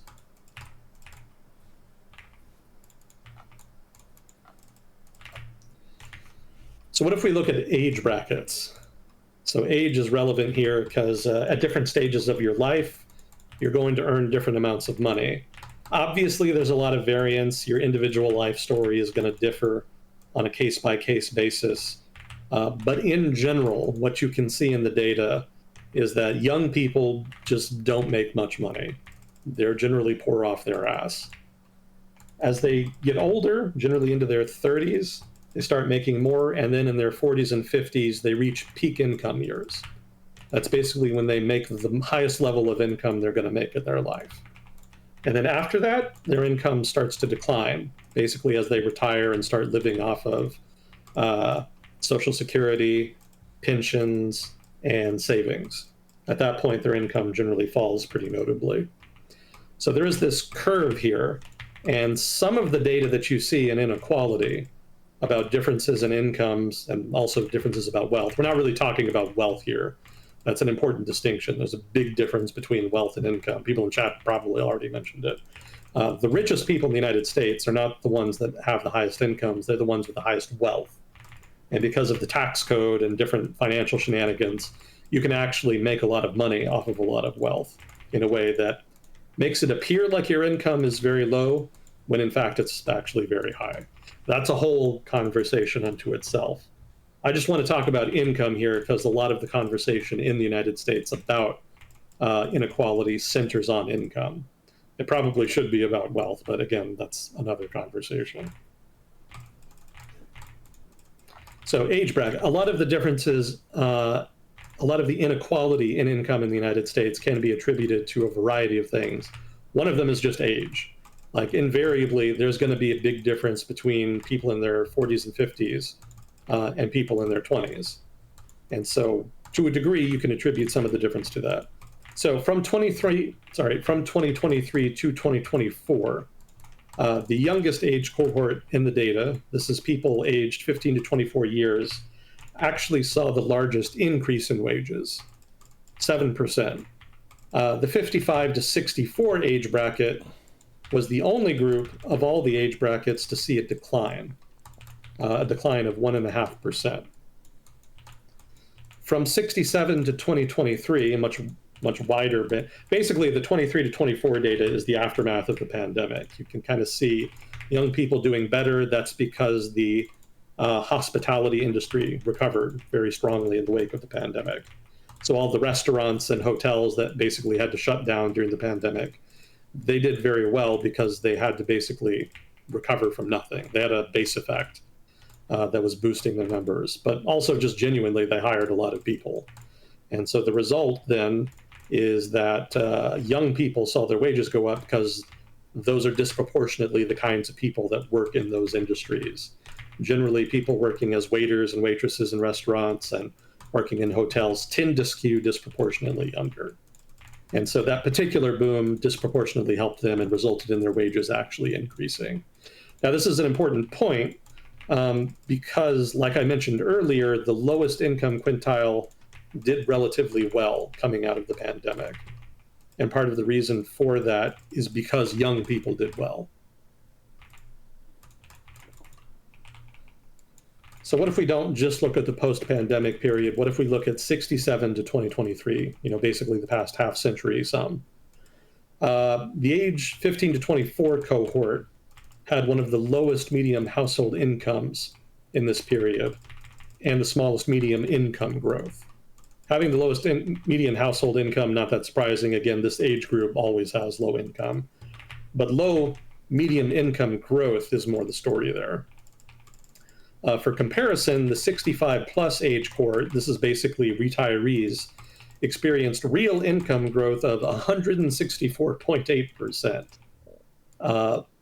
Quite notable. The 45 to 54 age bracket, which again is important because that's the bracket in which people experience their peak earning years, at least for US households, they actually saw a significant decline after 1999. Basically, that age bracket's incomes, this is again real income, peaked in 1999 and entered a period of decline afterwards. It's since recovered, and it peaked actually just recently in 2024. But there was a period when that group was struggling. And from what I was reading, that had to do partly with the 2008 financial crisis. That hit pretty hard. That doesn't really explain why it was declining after 99, though. But after 2008, they were hit particularly hard. And it took them a long time to recover from that. Now, I want to point out here, maybe I don't need to, but keep in mind, when we're talking about age brackets here, we're talking about a dynamic bracket, right? These cohorts, the people in these cohorts change over time. So when I say that people, the age bracket 45 to 54, saw their incomes, increase or decrease over time, I'm not saying that those individuals all saw their incomes increasing or decreasing over time. I'm saying that people in that particular age bracket, in particular points in time, saw their incomes increase or decrease. So for example, like I mentioned, after the 08 financial crisis, the 45 to 54 age bracket did badly. They suffered the most. Those particular people who were aged 45 to 54 when the 08 financial crisis happened and in the years after, they aged out of that bracket in the years after and entered a newer bracket. So keep in mind, I mentioned before, the 65 plus age cohort saw real income growth of 164.8% over the course of 67 to 23. The people screwed over the most, the 45 to 54 age bracket people impacted by the 08 financial crisis, aged out of that bracket and into the high-performing 65 plus cohort in the years after 08. So while they definitely took a hit from 08, they did relatively well, historically speaking, in the, let's say, after the 5 to 10 years after the crisis. So maybe I'm not explaining it especially well, but it's important to remember that age cohorts are dynamic. These are not fixed groups of people over time. People move between the cohorts over time. So how cohorts perform over time is very much a snapshot. You should be looking at all of the age cohorts in given years and not looking at individual age cohorts across time. There is some use in doing that, but you really have to keep in context what you're looking at, because I feel like a lot of people, a lot of laymen basically commenting about it kind of lose sight of that fact. Because what I've seen is people say, basically working class people haven't seen any income growth over time, and hey, look, people aged 15 to 24 have seen their incomes decrease if you look at, sort of the big picture. As we saw, 15 to 24 from 67 to 23 saw small median income growth, not negative growth, but relatively small. And so that can be cited as saying that the working class, isn't seeing any improvement. But keep in mind that over that time frame, all of those people that were experiencing low incomes when they were 15 to 24, they aged out of the cohort into the better performing age cohorts later on. So they were not poor forever. They did in general get better. There were problems. I'm not trying to make the case that everything is great in the United States. There's definitely lots of good arguments to be made for reform. But as far as this very specific argumentation regarding this data, the idea that the fact that 15 to 24 age cohort has struggled to see wage increases over the past 50 years, that does not indicate that everything is terrible in the United States economy, right? There's more to it than that. That data point has more nuance to it that is generally lost in that conversation. To talk a little more about the pandemic, median income for the 35 to 44 age bracket is 1.5% below its 2019 peak, and median income for the 65 and over bracket also 1.2% below its 2019 peak. So other age brackets have actually done better in the wake of the pandemic. Again, the youngest people principally. Older folks have actually struggled a little bit. Overall, past half century, they're doing better. But if you look just at the post-pandemic period, younger workers have actually outperformed in terms of income growth their older age bracket compatriots, so to speak. And again, that's just because, mostly anyway, hospitality industry recovering strongly in the wake of the pandemic and the end of pandemic-related restrictions. So again, this is all just to underscore sort of the relationship between income and age, and that the differences between age groups is part of the reason that we have structural inequality. There's always going to be some, and that is that is a factor that needs to be accounted for in the conversation about overarching inequality.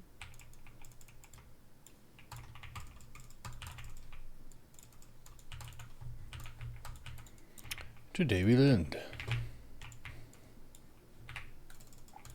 See, I also had some random data here that it's not as important, but I'm just going to throw it in. So wage income growth, pandemic and after.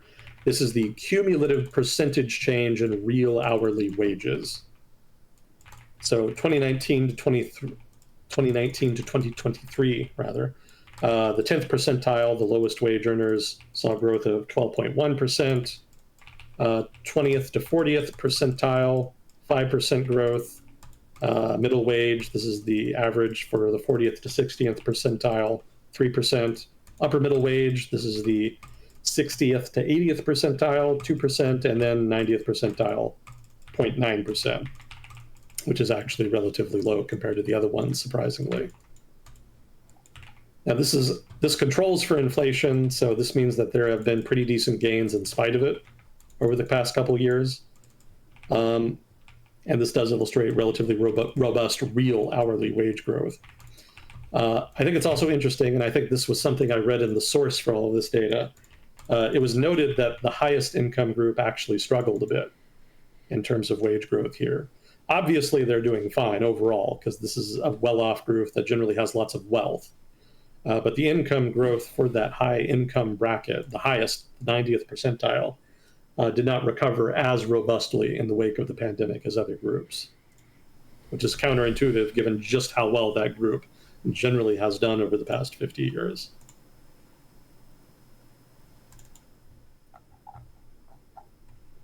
Okay, so that's all I had for wages. I had some other information here, though, that's also relevant to any discussion about inequality. Just basically some other factors that contribute to it. So one of the things that's distinguished the US economy over the past probably 30 to 40 years specifically is the changes in the size of these quintiles. So these quintiles basically just group people according to income, but the number of people in each quintile varies considerably. Obviously, the bottom quintile actually has probably the largest number of people. But you can see how the numbers of people in these different quintiles changes over time. And those changes actually tell a story unto itself. So the data I have here for this the share of lower income households, this is the bottom quintile, actually grew from 27% of all households to 30% from 1971 to 2023. So that's a story of the proportion of households in the bottom quintile growing over time, which is often brought up, in conversations about inequality as evidence that people are getting poorer, so to speak. That the number of people who are in the poorest income bracket is actually growing, and that this indicates a problem with the structural inequality in the United States. However, there's another part of this conversation, which is that the share of upper income households, those in the top quintile, actually rose from 11% of all households to 19% from 1971 to 2023. So that's a significant gain. And that's actually bizarrely high for 19% of all households to be in that top quintile. Very large. In fact, this is normally the kind of data you would only see out of like very small, wealthy city states like Singapore or Monaco. Now, I'm going to explain why that probably is here in a second, but I just want to kind of finish with this point. A little more data. Those falling between the lowest and highest income quintiles shrank from 61% to 51% of all households, again, from 71 to 2023. So basically, the story that is generally told with this data is that the middle class, sort of the middle quintiles, is shrinking, and the bottom quintile is growing. So that would suggest that the middle class is shrinking, and the working class, the impoverished working class, is growing. Left unsaid again is that the upper class is actually growing to bizarre ahistorical highs. Now, that's partly a good thing, partly a bad thing. The fact that the upper class is growing suggests that more people are more wealthy than ever before. That's good. You want more people. You want the upper echelon of income brackets to be accessible to more people. And part of the reason that the United States has done this is because the US economy has been as successful as it has been over the past 50 years. However, the fact that the working class, again, the bottom quintile, is growing is not great. And as we've seen, their wage growth has been kind of mediocre over time, even if you control for inflation and age and other factors that I'm about to talk about. There's clearly been disproportionate growth going to the upper echelons of the income brackets, and more could be done to address that. Some of that is being done, again, like I pointed out earlier, when you control for government transfers, post-tax incomes actually are more equitable. But that doesn't mean that there couldn't be more done to address the underlying structural inequality that causes those differences to occur in the first place, pre-tax income, in other words. So I have the graphs up now. The one that looks the most striking is the one where you pointed out that the 65 plus has had growth of 167%. Mm-hmm. The other brackets are having growth anywhere between 39.8% and 71.4% for the 55 to 64. So the old's getting rich. Shoo. Yeah, a lot of that has to do with that government transfers story I mentioned. There's more welfare over time that has been created and implemented. Social Security, for example, Medicare, Medicaid, food stamps. There's a whole litany as well of local, state, and also federal government programs that help people besides Social Security, Medicare, and Medicaid that have kind of proliferated over time. And if you look at any one program, it doesn't look like much, but when you add them all together, the total amount increases pretty substantively. And again, the principal beneficiaries of that have been retirees. They tend to receive most of those resources.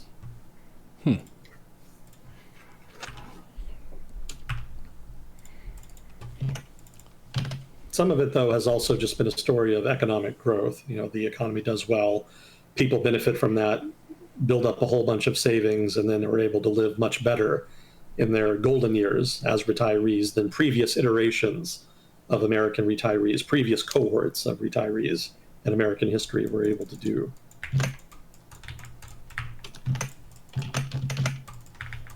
I see. Okay, so the next factor I wanted to get to was a spatial factor.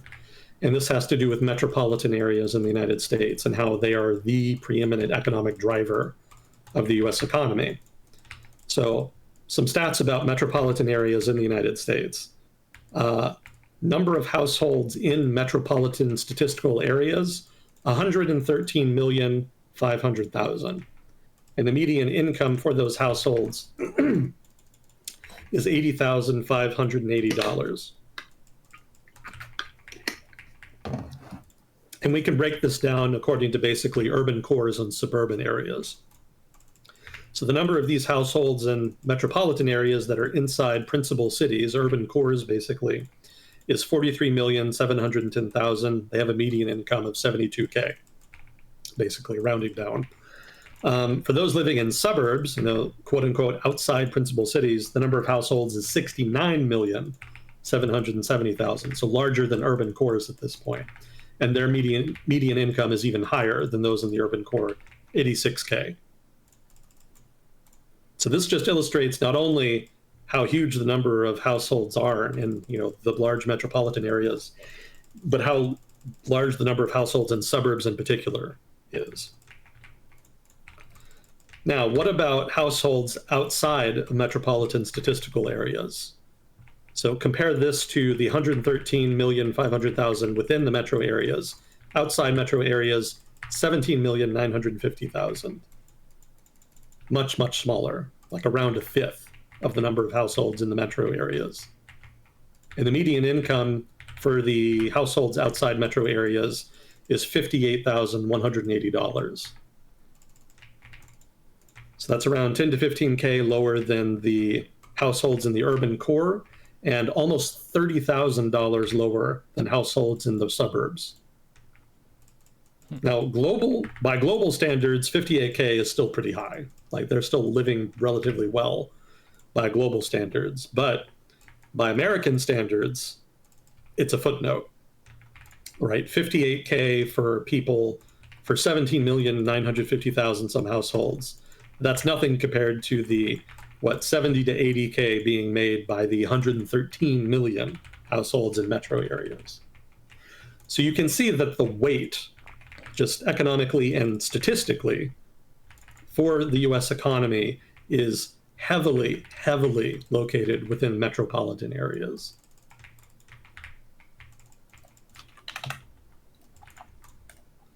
So that matters because it explains why you see, at least in part, such a large number of households in the upper income quintile, the top income quintile.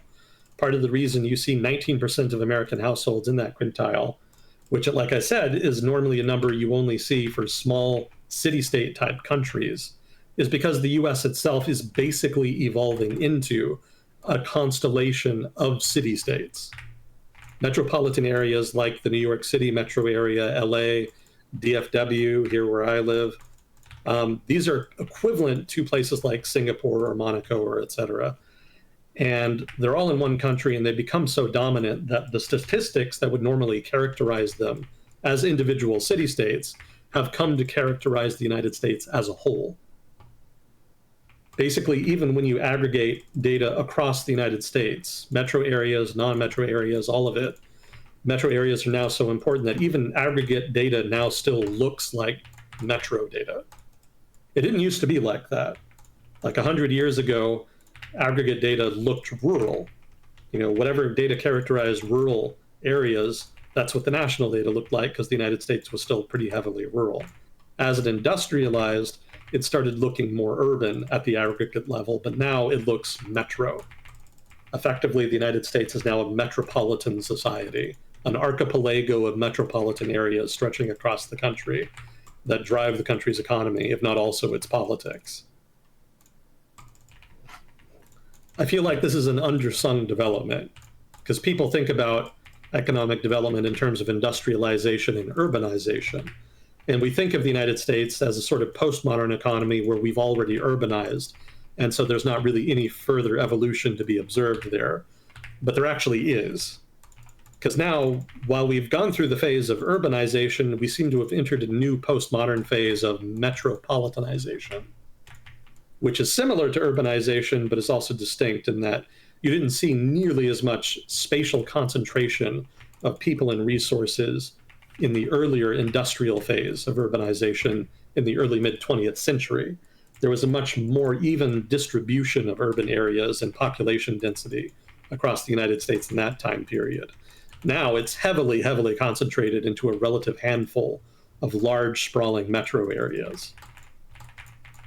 And that, again, is a story that isn't really talked about quite enough, at least in terms of explaining data like this. So there's a clear linkage there in that between that development and inequality data. That is part of the reason you've seen such bizarre changes in the aggregated data for the United States over the past 30 to 40 years.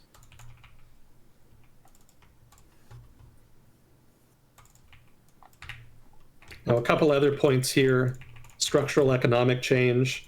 Whenever there's new technology that is innovated, that is revolutionary, invariably you're going to see a lot more inequality, because generally the firms that come to dominate the new businesses that technology allows for and unleashes, those generally start as small businesses that are just owned by guys, like just regular dudes, entrepreneurs. But because of the revolutionary nature of the technology that they are able to ride to success, they're able to ride to much more success than, say, an entrepreneur who is starting a business just as earnestly and is just as hardworking in doing so, but is not doing so in a field that is being powered by revolutionary technological change. Lots of people start businesses. Not all of them start businesses right at the start of the digital information revolution in the 1980s. Those who did have become immensely wealthy. Bill Gates would have been an entrepreneur anyway, but because he did so at the beginning of the information age, he became fabulously wealthy. So invariably, because of that dynamic, because you do see these small, innovative entrepreneurs take advantage of this new technology that emerges at particular points in history, they tend to become, as individuals, enormously wealthy. And because they do so, inequality data becomes heavily, heavily skewed. So we've seen this before. This is hardly unprecedented historically. When you saw the railroad, for example, steel, banking for a while in the late 19th century, basically the robber baron era, that era of industrialization saw immense new technological innovation that was then leveraged into immense wealth by the handful of people that were able to pioneer it and kind of push it forward, take advantage of it. And it took a couple decades for that to shake out, but eventually it did. Eventually inequality fell as the vast fortunes that were accumulated by those people kind of naturally dissipated. So the same thing is going to happen probably over the next 20 years.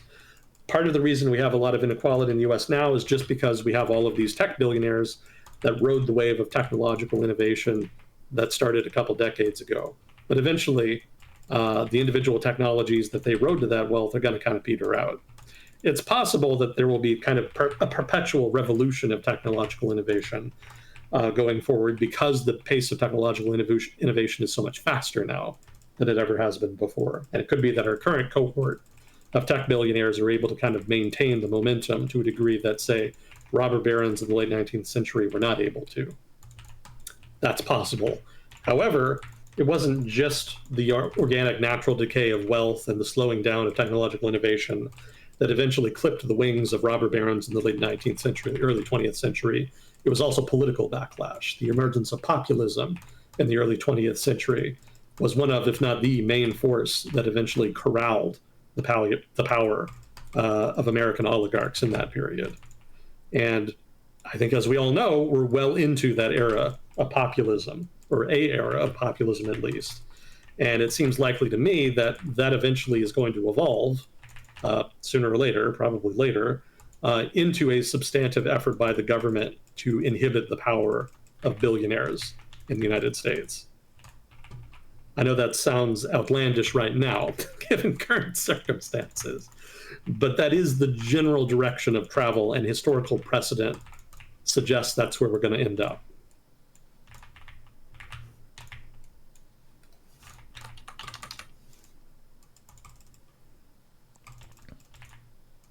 So again, this is just to say that some of the inequality is due to structural economic change from technological innovation, and that historical precedent has a very particular path outlined for what that's going to look like and has looked like. And then a final note here about inequality, although I do have some stuff about housing inflation. I don't know how interested people are in that. But just a final note here about inequality. Part of it, over the past 10 years in particular, has been driven by monetary policy. So in the wake of the 2008 financial crisis, the Federal Reserve was at pains to come up with tools to try to inhibit the damage. They'd already lowered rates. The government was kind of sort of trying to do fiscal expansion. And the Federal Reserve felt like it wasn't enough and that they needed to do more. And so they innovated quantitative easing, which basically involved trying to spur demand in the economy, basically to spur people to buy more stuff by leaning on the wealth effect. So what is the wealth effect? The wealth effect is basically just the idea that people will buy more stuff if they feel like their wealth is growing. So like if your house basically becomes much more valuable, you may feel more financially secure and then consciously or maybe even subconsciously start spending a little more money. Now, this isn't really something that applies to people with incomes like below 100,000. Like if you're just a working class Joe, wealth effect probably isn't going to move you too much. This is more about the very wealthy who tend to drive consumption anyway. People who are very wealthy, who own very valuable properties, lots of stocks, very valuable businesses, if they feel like the value of those assets significantly increase, there is a proven track record of them actually just consuming more stuff. And again, as the driver of consumption in the US economy, which itself is an overall consumption-driven economy, which thereby, transitive property makes high-income earners and wealthy people in the United States one of, if not the economic drivers of the US economy. If you can make them feel more wealthy, then you can actually improve the overall US economy by extension. That's the logic behind the wealth effect. And that's what the Federal Reserve wanted to do by engaging in quantitative easing, because the side effect of the quantitative easing is that assets, mostly the stock market, but also on a broad range of assets, increase in value because the Federal Reserve, as part of the quantitative easing, is buying those assets. It's hoovering them up. And part of that is just again, the idea is to increase the value of those assets, and then the people who own them will feel wealthier and buy more stuff. That was the logic. That was the theory anyway. It kind of worked, but not really. If you look at the data, from what I've read anyway, from what I remember, there was an increase in consumption, but it was relatively mild. And I think anybody who remembers the 2010s remembers that the economic recovery from the 2008 financial crisis was pretty slow and grinding. It kind of came in fits and starts, and when it was growing pretty slowly. So it kind of worked on paper, but it didn't really work in a way that was all that satisfying. But of course, the counter argument from the proponents of that approach is that, it didn't create great economic growth, but we would not have even had that growth and probably would have shrunk if we had not done what we did. Basically, they argue that things would have been even worse if they had not been proactive in dealing with the fallout from the 2008 financial crisis by engaging in quantitative easing. That's a whole debate unto itself, and I won't get into it here, but I'm just throwing that out there for context. But the side effect of quantitative easing over time, and it was in place for a very long time, is that assets across the board increased in value above and beyond what they would have otherwise. And because a heavily disproportionate share of all assets in the United States are owned by a very small number of very wealthy people, the inadvertent, or to a degree advertent, effect of this policy of increasing their wealth is that inequality data became worse, so to speak. There came to appear in the data way more inequality than there had been before quantitative easing.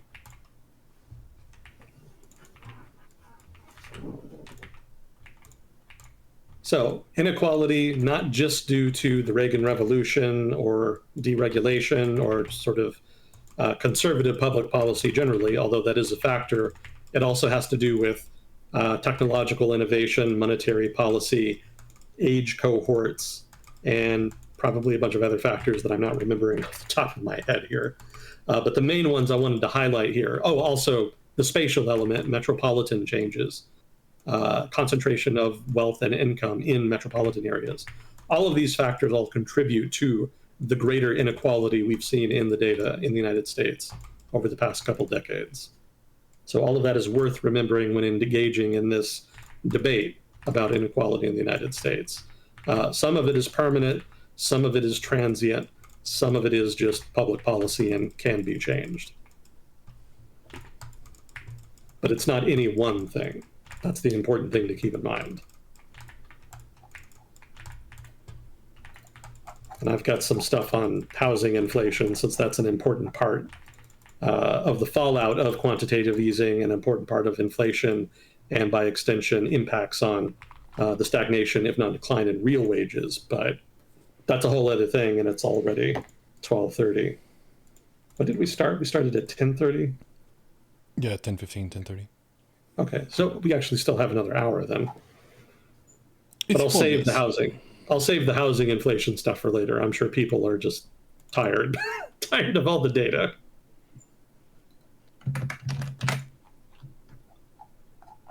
But hopefully that does kind of elaborate a little bit on the economic story in the United States right now, and explains why I was saying a couple weeks ago that if you break down the data, then actually working class incomes post-tax and controlling for inflation are not really all that bad. They've done okay for themselves in that regard.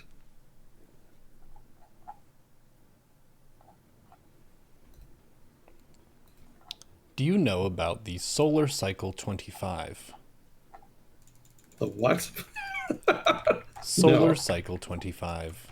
How about the Benner cycle? No. It sounds like astronomy stuff. I don't know either. The Benner cycle? This is either going to be astronomy or finance. Market cycles. Okay, finance. Revenue, historical market cycles, using them to make predictions. Yeah, okay. So I'll read more about it in detail, but just reading the summary here. This is a model, basically, of market cycles across hundreds of years that people are using to forecast in the future. So sort of big picture. Yeah, there's a lot of these that kind of run around. I'm not a fan. I don't like them. Long-term forecasting is kind of a fool's errand. There's really no good way to do long-term forecasting. It's just inherently, intrinsically unpredictable. There are cycles that you can see occurring throughout history, and to a degree you can try to cite that as, evidence for future developments. But the reality is that every historical era is unique. You can't look at market cycles for what is it here, 1780 to 1872, or whatever the base set of years may be, and draw real good conclusions for what's going to happen in like the 2050s or some shit. There's just too much change across time for that to be valid. Different eras are too different in terms of what drives them and their individual dynamics. I mean, unless you just want to use a model like this to say that there's eventually going to be a downturn, then yeah, sure. But you don't need a model that cites economic data from the 17th century, to do that, to know that. Yeah, there's going to be a downturn again, and there's going to be an upturn again, and it's going to go back and forth. That's just obvious. That's intuitive. But actually trying to game out bigger trends, no, I don't buy it. Lots of people have tried. Almost all of them have failed. I see. Yeah, I feel like this is a vice of quantitatively minded people. People who are really good at math really love trying to find patterns in things. And I've noticed in particular that when it comes to history, if not also economics, certainly in foreign policy, I've seen this there too. They try to look at historical data and try to find hidden patterns of human behavior, and then draw inferences about what's going to happen in the next 50 years, 100 years, whatever. And, some of the insights, there are some insights that can be made, but overall, like, it's bullshit. A lot of it is just crazy. I, I, I think there's just an inherent limit to how much you can kind of glean about broader macro level patterns of human behavior from like deep historical data going back hundreds of years or even 1,000 if you can find data going back that far, which you generally can't, by the way. So I haven't heard of the Binner cycle or the solar cycle for that matter, but if they are what I think they are, I'm pretty dubious about their veracity and utility. Let's see.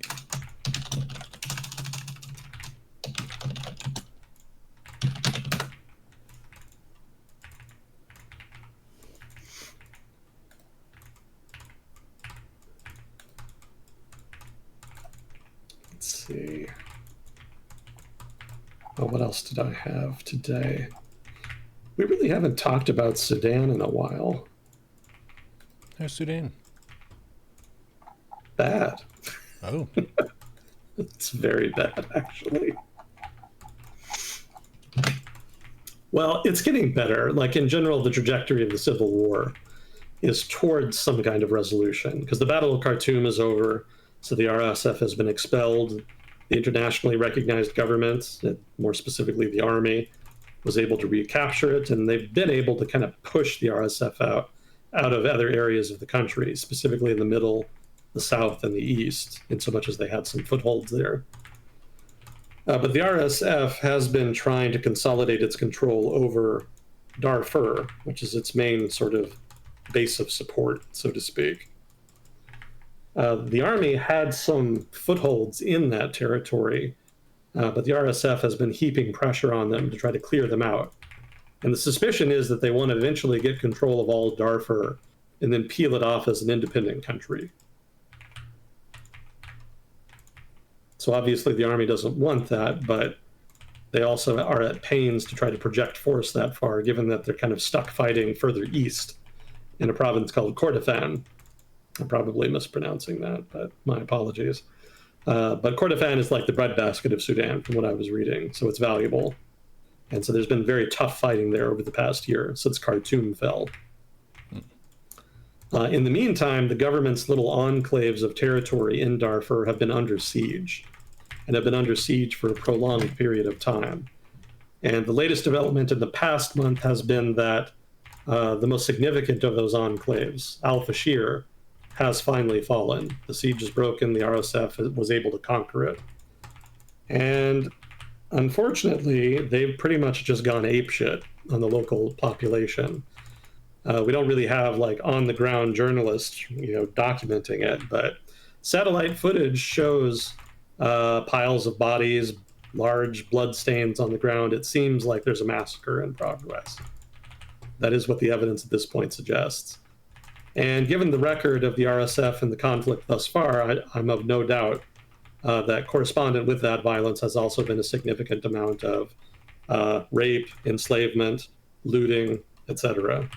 There's been a lot of that already, and if they're massacring the civilian population in El Fashir, they're probably doing all of the other stuff they're known for doing as well.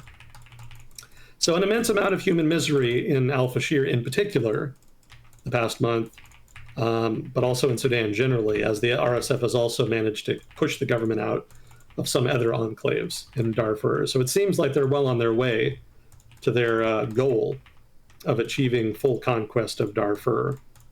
Whether or not they're able to leverage that into actual independence or what exactly they plan on doing with that, that's unclear at this point. But the government, for its part, seems hell-bent on trying to reconquer the entire country.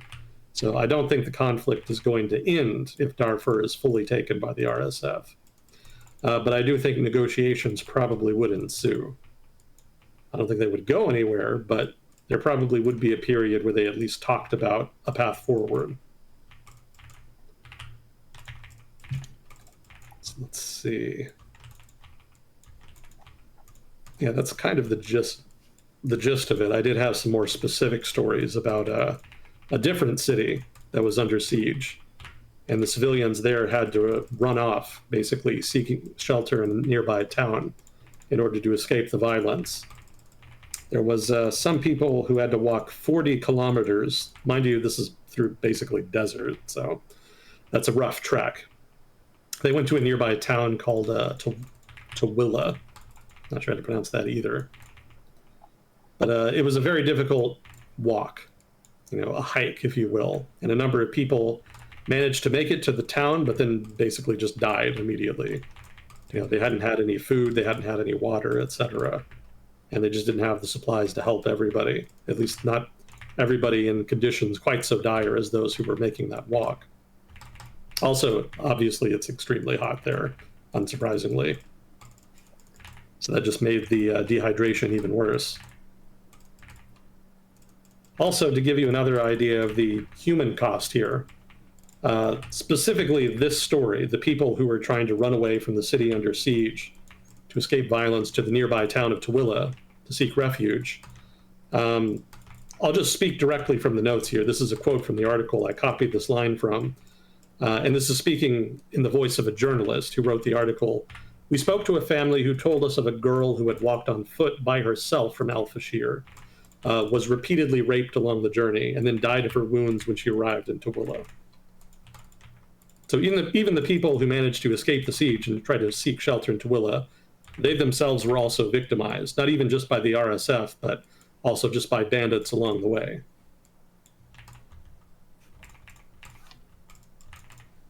There was another refugee camp that was under siege called Zamzam, and that was raided and, according to my notes here, quote, burned to the ground. There was systematic destruction through arson of homes and aid facilities. Those who escaped were, quote, on the road dying of starvation.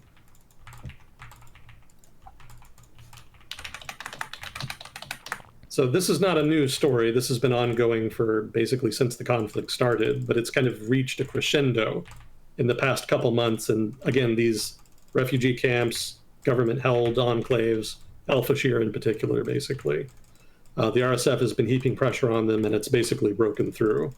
And as you can see, there's an immense amount of misery that's fallen out of that, which unfortunately hasn't really received a lot of attention because the civil war in Sudan is kind of back page news at this point. It's not really getting the attention it deserves. Oh, by the way, it's not just sexual violence that the women are targeted with. Many of them are actually captured, enslaved, and forced into prostitution. That is another fate that has befallen many of the women in the region. Yuck. Not nice. So let's see, a couple stats about the war overall. The number of dead in total thus far, about 150,000 people. However, the number of people displaced from their homes is exponentially higher, 13 million people. Mind you, the population of Sudan is only like 40 to 50 million, so that's a good chunk of the population, which has been dislocated by the fighting. If you're wondering why so many people have been dislocated, I would refer you to the stories that I just told you. As bad as it may be listening to that, consider it's going to sound even worse if you actually live there. If that's what you're hearing people are doing fighting in the war, you're going to want to move. And lots of people have, trying to seek shelter to get away from the RSF, as well as just soldiers generally.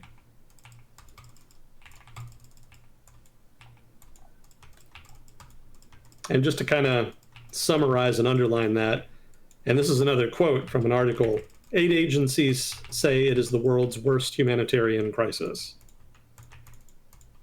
So this is not just a civil war, this is the worst humanitarian crisis on the planet right now.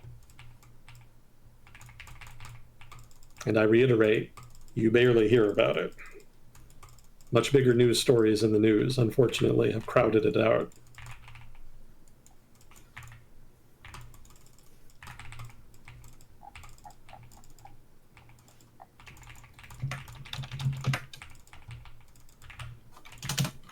Okay, so that's Sudan.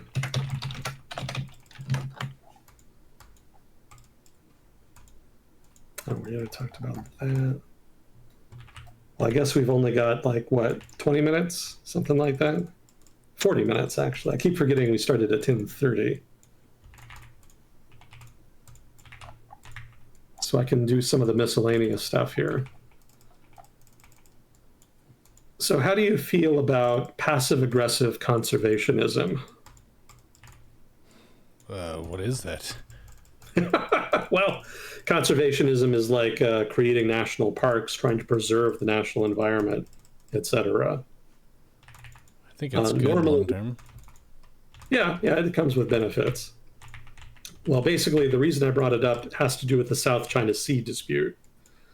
Recently, in 2024, I guess, Manila passed a new law called the Maritime Zones Act, and also another act called the Archipelagic Sea Lanes Act, both of which serve to formally incorporate the Scarborough Shoal and Second Thomas Shoal into its official domestic territory, into its domestic maritime map, is what I have in my notes. So, China responded to that by declaring a big chunk of the South China Sea that it claims to be a national park. So, this is what I mean by passive aggressive conservationism. China is taking conservationist actions in the South China Sea, but not because it wants to preserve the environment, rather because it wants to signal that it controls that disputed territory. It's the first I've heard of an area of water being a park, but sure.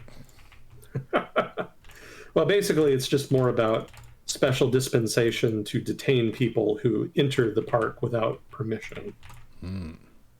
So if you're talking about a disputed territory, that's a useful thing to do because then you can detain people. But instead of saying you're detaining them because they're violating your sovereignty or a national security threat, you can send in the maritime equivalent of park rangers to detain them and say, hey, you're in this national park that you should not be in. And that's a little less aggressive than just having the Coast Guard or the Navy do it.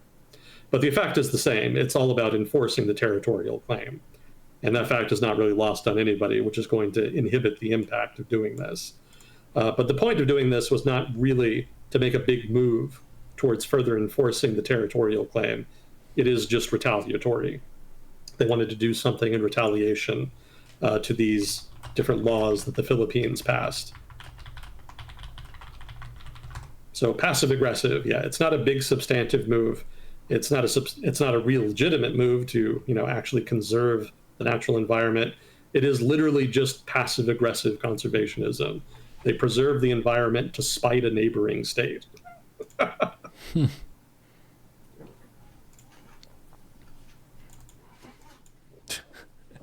Why are you invading us? We're not invading you. That's our park. We need to take it back. Someone has to conserve these species. Think of the habitat loss if we don't do this. Oh, wait, what?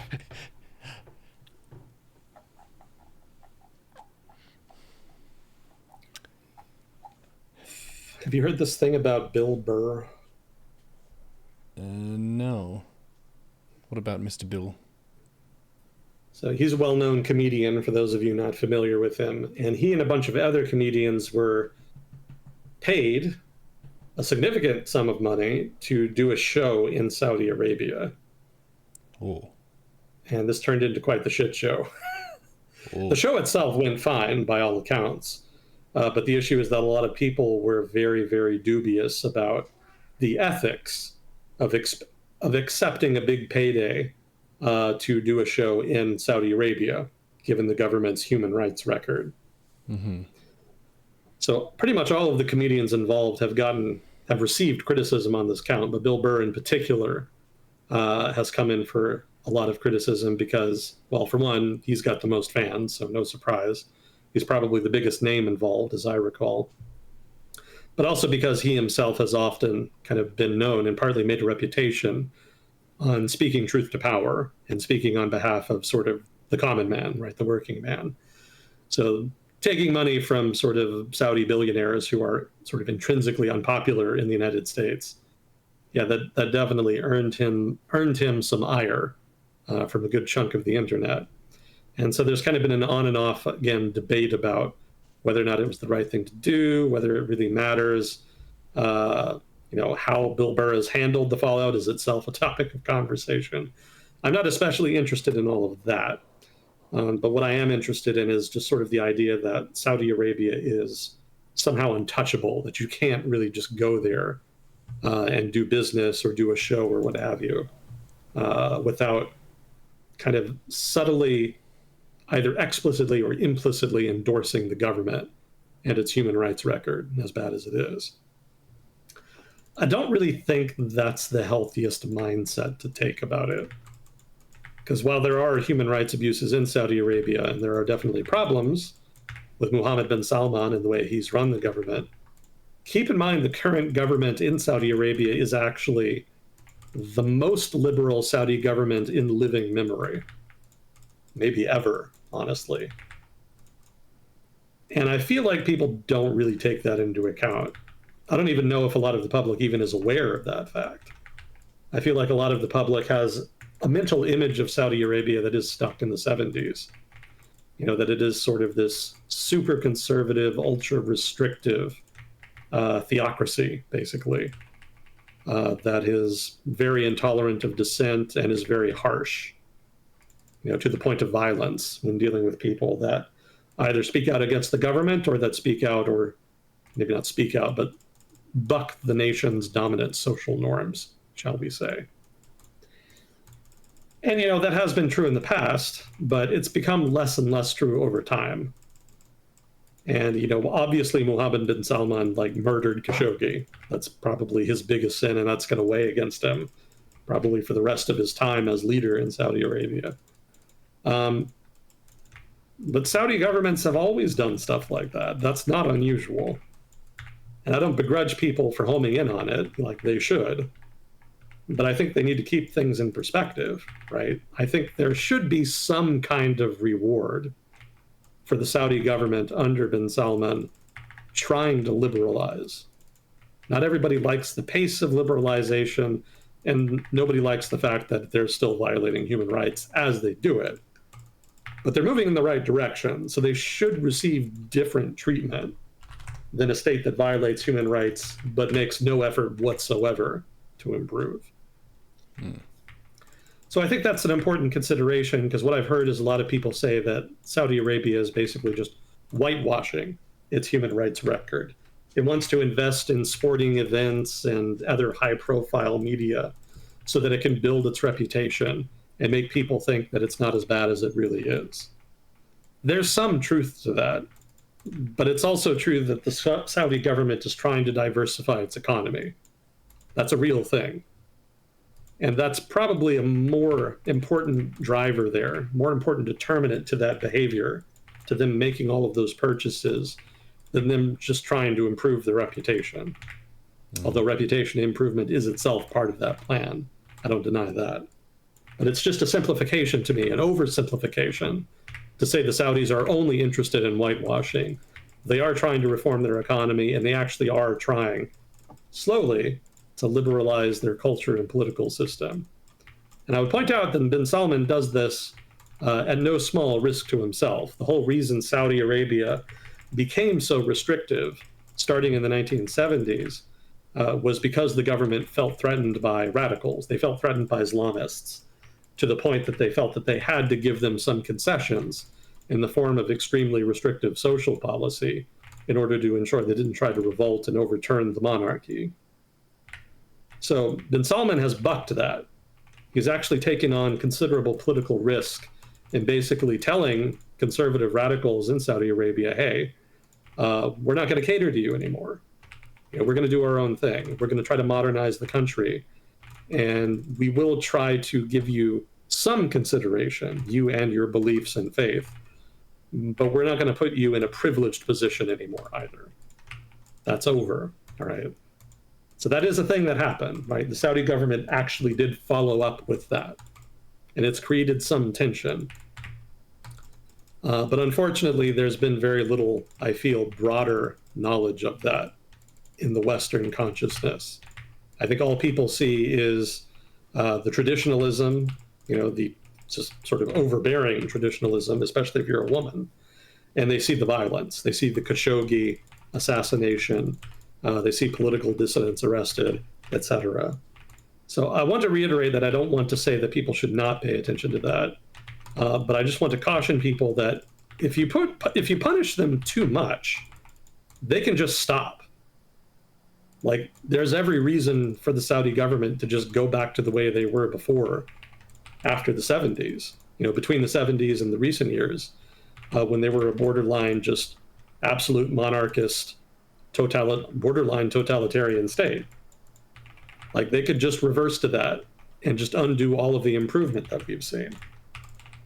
Now, it could be that they'll just continue reforming regardless of what the West does. There's every possibility of that. But I just get a little flustered when I see people not taking into consideration the full context here. Yes, Saudi Arabia should be pressured on the human rights issues, but they also deserve some consideration for the improvements that have happened. And they should receive further incentives to continue improving, and not just blanket condemnation. The incentive cannot just be, if you don't improve, then we're just going to cut you off. We're going to sanction you. We're going to ostracize you, etc. I feel like a gradual scale of inclusiveness is a better way to do that. We're going to continue to ostracize you, but we'll give you little incentives here and there as you improve to encourage you to continue to do so. Diplomatically speaking, that would be the wise move. And I feel like governments actually do generally do that when dealing with Saudi Arabia. But individual citizens, activist groups, to a lesser degree, NGOs, I feel like they're guiltier of the problem that I'm highlighting here. And I feel like there's room for improvement there. So criticize Bill Burr as much as you want.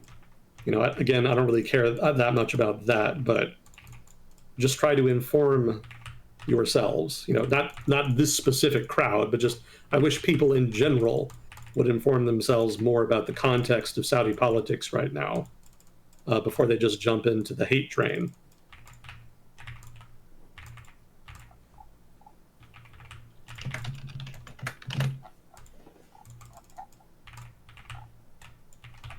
I think there's quite a bit of Saudi money that's in esports now too. Chad was mentioning that. Yeah, that's been part of the diversification effort.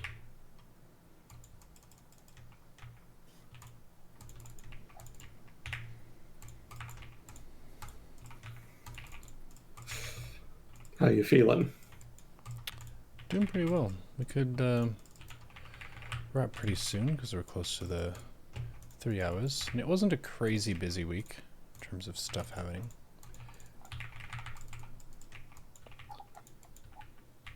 Let me see if I can find... There's still trade stuff to do, but I can just save it. Actually, I could knock out some of this stuff here. I don't think we talked about the details of how Syria is going to run its election, right? No, doesn't ring a bell. Okay. So, reminder for everybody, the Syrian civil war ended late last year. They've had a new government that's led by, depending on how you want to frame it, either a revolutionary leader or a former Al-Qaeda member. These are not really mutually exclusive labels, but, the framing kind of depends on your perspective. He said after he took power that, I guess I should say they said that after they took power that they would hold elections eventually, but that they needed time to prepare. And so, we didn't really hear much about electoral institutions and, the actual mechanics of how the election would work. But in the past month, some of those details have come out. And so I thought it might be worth kind of looking into how they're designing these institutions. To kind of jump ahead a little bit, just kind of brief review. They're not especially democratic, but they do have some practical reasons for that, given the difficulty of setting up new electoral institutions in a state that has just been ravaged for 15 some years by a particularly vicious civil war. So the election is going to be overseen by what's called the Higher Committee for the Syrian People's Assembly. Higher Committee for the Syrian People's Assembly elections. That's the group that's going to oversee them. It has 11 members on the committee, all of whom were chosen by the president in June. Now it gets a little more complicated here. This committee, in turn, appointed subcommittees, which are going to be tasked with selecting up to 7,000 members for 140 electoral colleges that are going to cover 60 distinct districts.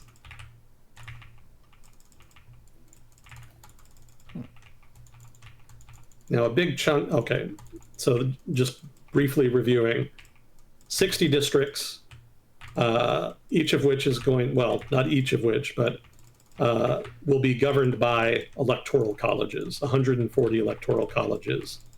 And these electoral colleges in total will have 7,000 members. And the electoral colleges themselves are going to choose the governments, well, the individual leaders for the district governments.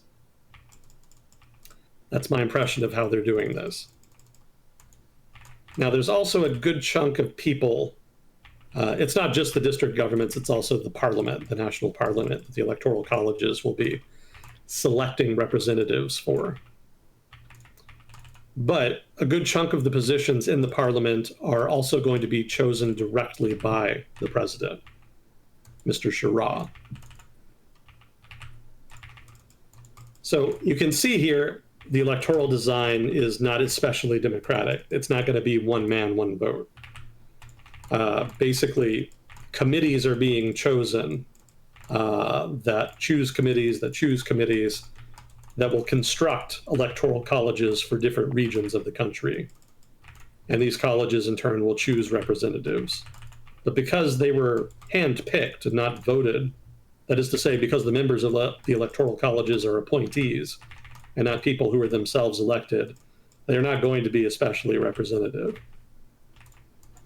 And you can also see by the fact that there's going to be a bunch of presidential appointees in the parliament, in addition to the people chosen by the electoral colleges, that the president is going to have disproportionate power in the legislative branch of the new nascent revolutionary government. Now, I would point out that the government hasn't stated that this is going to be a permanent arrangement. They're not saying that this is how elections are going to be run forever. This is just how they're going to run the first election. And you can kind of understand it, again, because they just have very little administrative capacity right now. Right? They don't have any electoral commission. They don't have a registrar of voters. They don't have any of the underlying electoral infrastructure that a country normally would need for a vote. So doing it in this sort of simplified, a-democratic fashion is problematic, but not unforgivable given the context. This is probably how most revolutionary states would do it. So some of the issues, like I said, there's no direct voting happening, so this isn't going to be a fully representative government that they form here. Also, they've had to postpone elections in certain regions that are not fully under the government's control, specifically in Kurdish-controlled territories in the north. In those territories, they are still in the process of negotiating inclusion of the SDF and other Kurdish groups into the government. And until that process plays out, those elections are not going to happen there, and those areas will not have representation. There's also some provinces in the south that have seen sectarian violence recently that have also had elections postponed. So similar dynamic. You talked about committees within committees, and it made me think of the exhibit meme. Yo, dog, I heard you like committees, so I put some committees in your committee. So you can committee while you committee. Yeah, nested recursive committees here. Well, the other criticism I read is that women only made up 14% of the 1,500 candidates that are going to end up running for office here, that are going to end up in the parliament, I should say.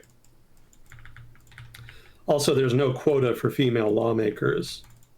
Also, there's no quotas right now for people in ethnic or religious minorities. So that has some campaigners a little concerned that that actually might end up being a permanent future. And it's a revolutionary government, so it is kind of soft authoritarian at the moment. but there isn't any inherent reason that they have to stick with that. So the big question right now that nobody really knows the answer to is, are they going to embrace authoritarianism? Are they going to pretend to embrace democracy, but actually be kind of a liberal authoritarian state? Or will they eventually actually try to make a substantive move towards a democratic Syria?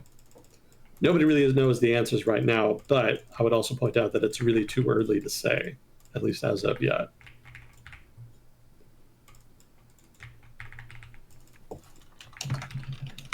I know they're in a rough spot now, but what's Syria's economy based on?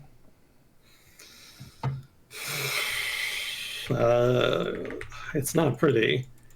A lot of it is actually, I don't want to say recycling per se, but basically they take the rubble, from the wreckage from the Civil War, and they'll export that as trash or recycling or just construction materials generally. That ended up being a good chunk of the economy. Before the Assad regime fell, they were actually deeply involved in drug trafficking. I think Captagon was the main one. I'm not sure what the status of the drug trafficking in Syria is presently, given that the government is still new and is probably still asserting broad-based control. It would not surprise me if the drug trade had reemerged since the Civil War ended. But I don't know. I haven't read anything to that effect yet. Beyond that, agriculture is a big one in the more rural areas. They grow things like dates. I don't know if you've heard of those. Mm-hmm. Yeah.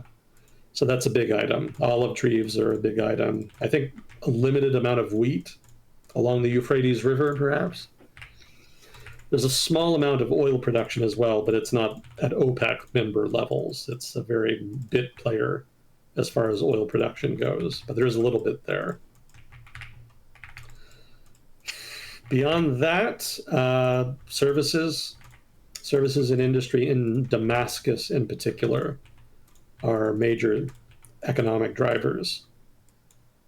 Aleppo actually used to be the main industrial and commercial center of Syria, but it was absolutely gutted by the Civil War. So at this point, it's barely there economically.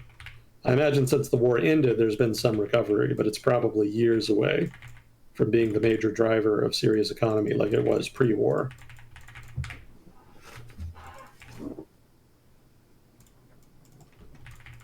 Yeah, the Battle of Aleppo was probably the biggest battle of the war, unfortunately.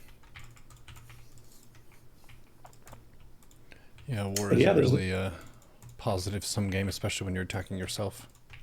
Yeah. Yeah, but I don't think the Syrian economy is especially, developed, right? It is still agricultural, primary export driven, minerals, what have you. And then a very small, limited industrial and services sector. And a lot of the economic development, what there is anyway in Syria, is disproportionately spatially located in the west of the country, specifically the southwest and in around Damascus, and to a lesser degree in the northwest, in sort of the Alawite home territory. And again, Aleppo had been one of those core areas as well, but since the Civil War gutted it, no more. But as far as stuff besides the export of raw resources and just generic agriculture, the northwest Latakia region and then Damascus are going to be your main centers of that kind of stuff.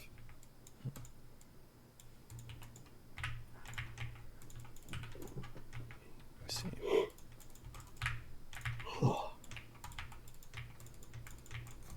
Yeah, that was a hot story for a while with the Civil War, but building government it's not as flashy. Let's see.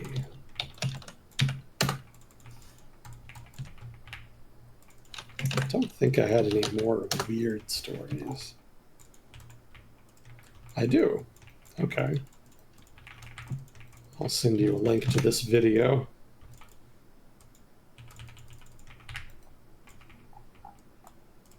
So this is just random weird news. It's not really important. So just throwing it out there because it's interesting. Where are you? There you go. So some of you on social media probably saw this already, but for those of you who did not, there was a drone show in China a couple weeks ago. And this particular drone show had a pyrotechnic element to it. The drones were all equipped with like sparklers, fireworks, what have you. And there was a snafu with the show, which is that they accidentally, during the show, let the fireworks go off at the wrong time. Oops. And as it happens, the wrong time is when all of these drones, and if you've seen a drone show in China, you know it's a lot. It's like hundreds, maybe thousands of drones. All of them, in this case, equipped with fireworks. The wrong time in this case was when they were above the crowd. Uh-oh. And so the result is that this huge swarm of drones dropped what were in effect commercial incendiaries on a crowd of people. Yikes. Yeah, the footage is a little dramatic. It's pretty wild. That's what I sent you in the Discord. Huh. So do you think Terminator was a documentary? Well, I don't know about that. But I did think it was interesting because, partly just because of the visual element, but also because that is what a hypothetical future drone swarm attack could look like. Because drone swarms probably are the future of warfare, or at least are going to be a part of it. There's certainly a lot of research and development going into trying to turn drone swarms into an actual weapon. So watching a drone swarm inadvertently attack a crowd, I thought was accidentally prescient in a way, a sign of things potentially to come.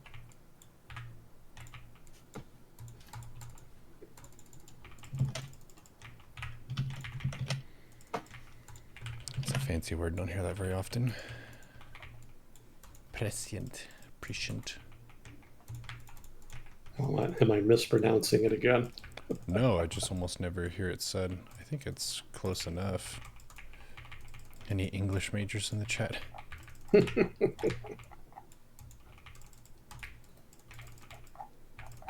Well, let's see. I guess, you're stuck in a match, right? Okay. Well, we can do South Asia real quick then. Let me get a drink, though. Cool.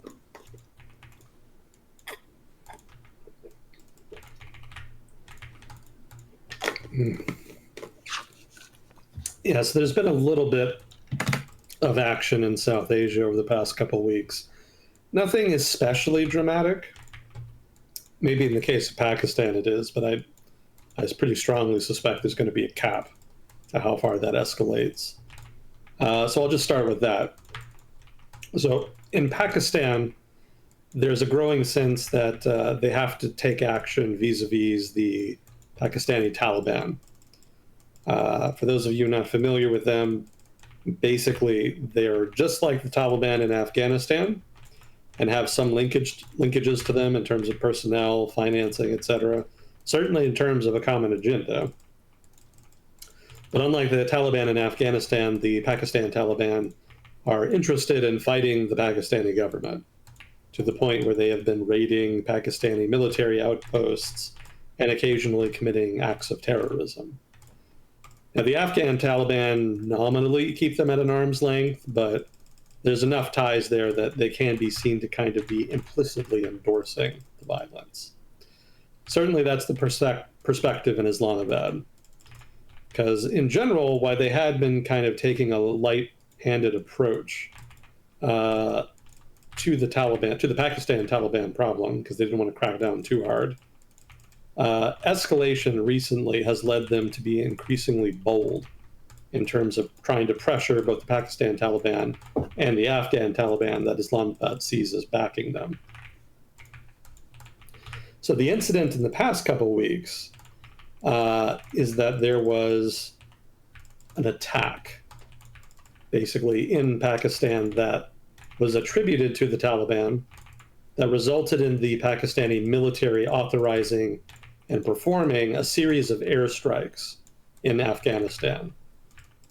And they say they had a bunch of Pakistan Taliban and Afghan Taliban militants of one kind or another.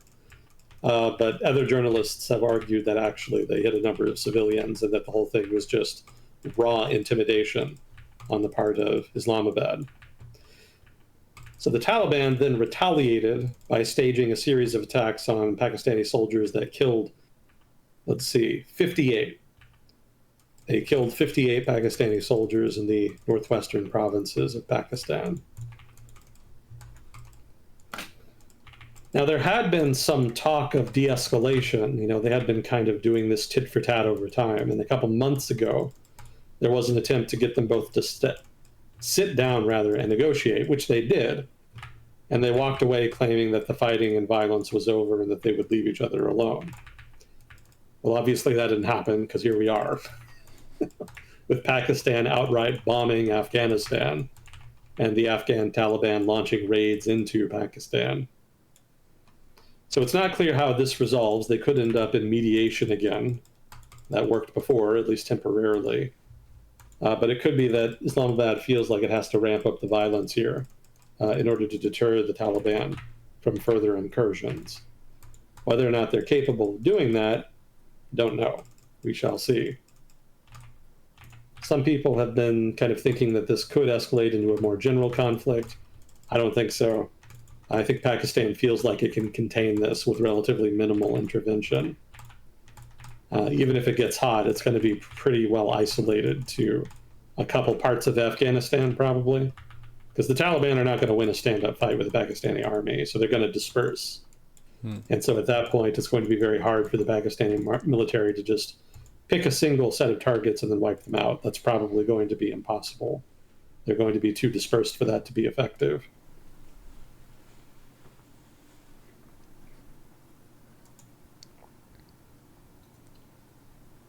Okay, so that's Pakistan and Afghanistan.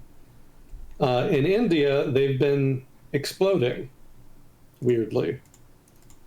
So there was a bomb that went off in a car in New Delhi that it was apparently related to an investigation regarding a Kashmir connection. Basically, the Indian government goes out of its way to try to track terrorists in and out of Kashmir to make sure they don't penetrate into the rest of India or into even Kashmir really, to ensure that they are caught, basically, to try to catch them in the act. In the process, one of these investigations, there was a couple of Kashmiri doctors in New Delhi whom were tracked down and implicated in a plot to engage in terrorism. So one of these doctors took the explosives that they had and put them in his car and just started driving around. It didn't seem like he was going in particular, but it is suspected that they were tipped off at one point about the investigation. So it may be that they thought they were made and decided to pack up the evidence and try to dispose of it. But it may be that they couldn't really think of anything and just sort of ended up driving around for a while, to the point that eventually the explosives went off. Nobody really knows why, but it's suspected that they didn't actually mean to set it off. This wasn't like a full-on terrorist attack. From what I read, the suspicion at this point is that they were planning some kind of attack, but in the process of trying to dispose of the evidence or perhaps just relocate it, the explosives accidentally went off in the car while they were transporting them. It's not ideal. Yeah. So it's still early. We don't know all the details. I'm sure there's going to be more that comes out, but this is what's known thus far.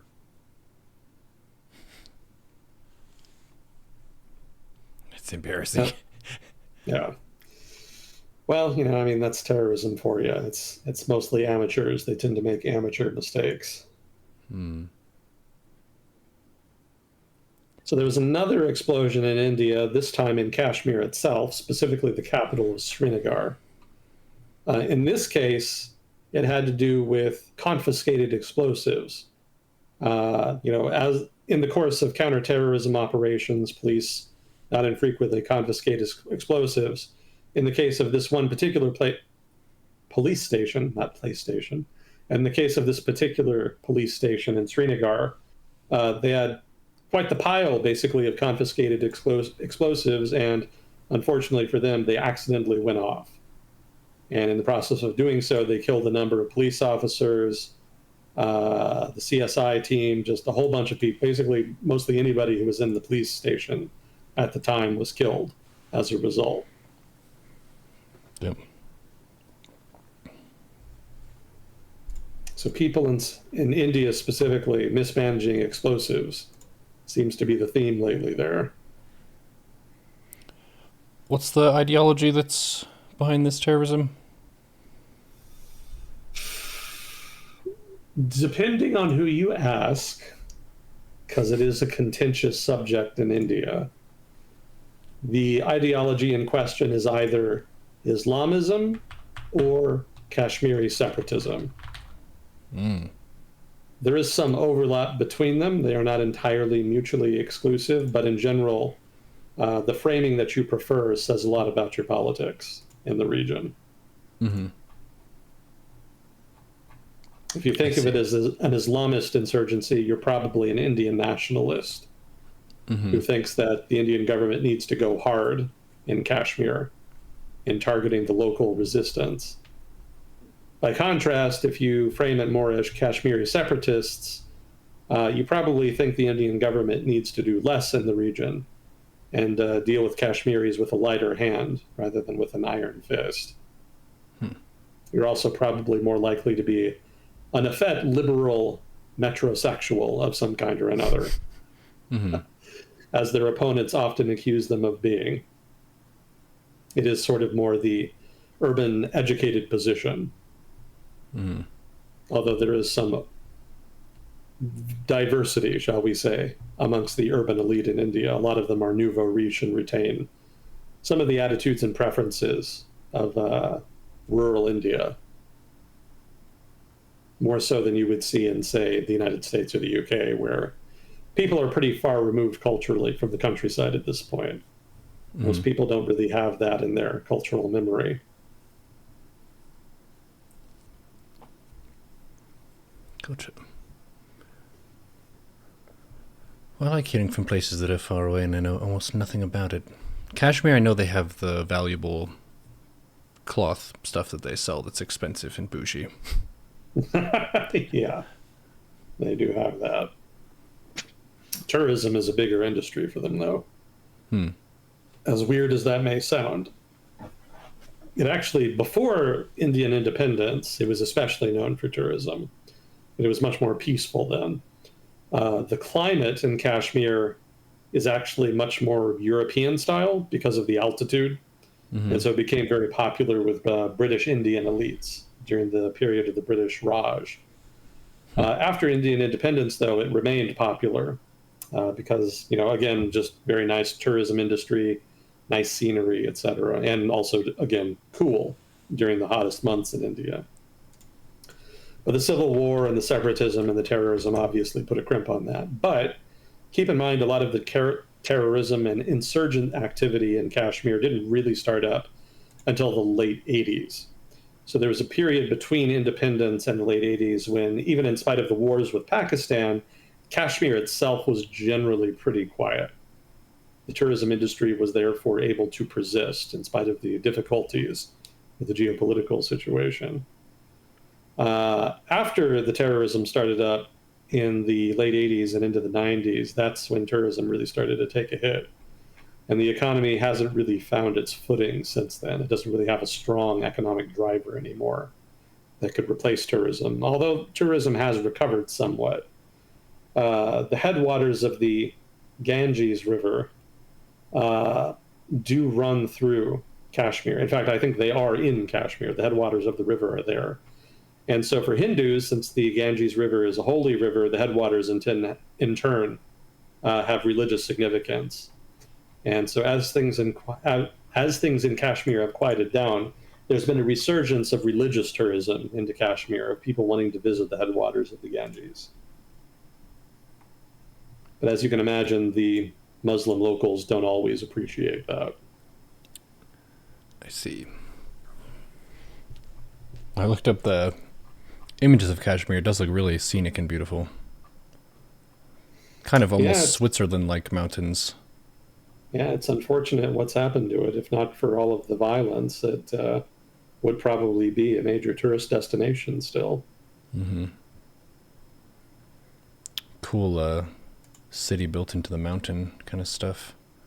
Oh, my mom was actually watching a historical piece on Petra, which is kind of Ah, in Egypt-ish or next to Egypt. It's a city carved into sandstone, I believe. Looks really cool. yeah. They had very advanced aqueducts and so on that controlled the flow of water. So even though they were technically in a desert, there were periods of the year where it would flood, and they could control the water such that they basically were a powerful force in the region where people had to visit them to get their water and enjoy their technology and so on.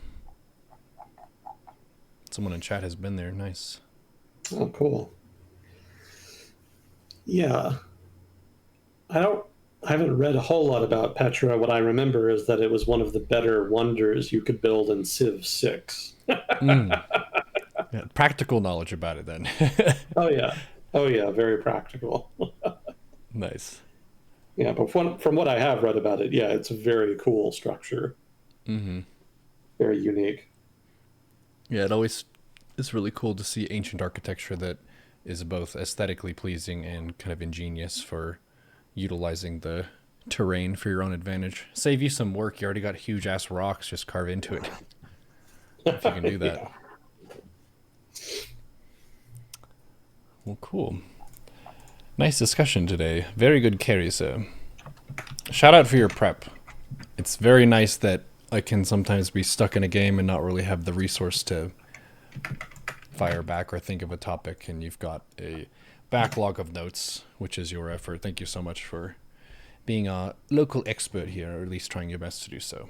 No, no, it's my pleasure and my privilege.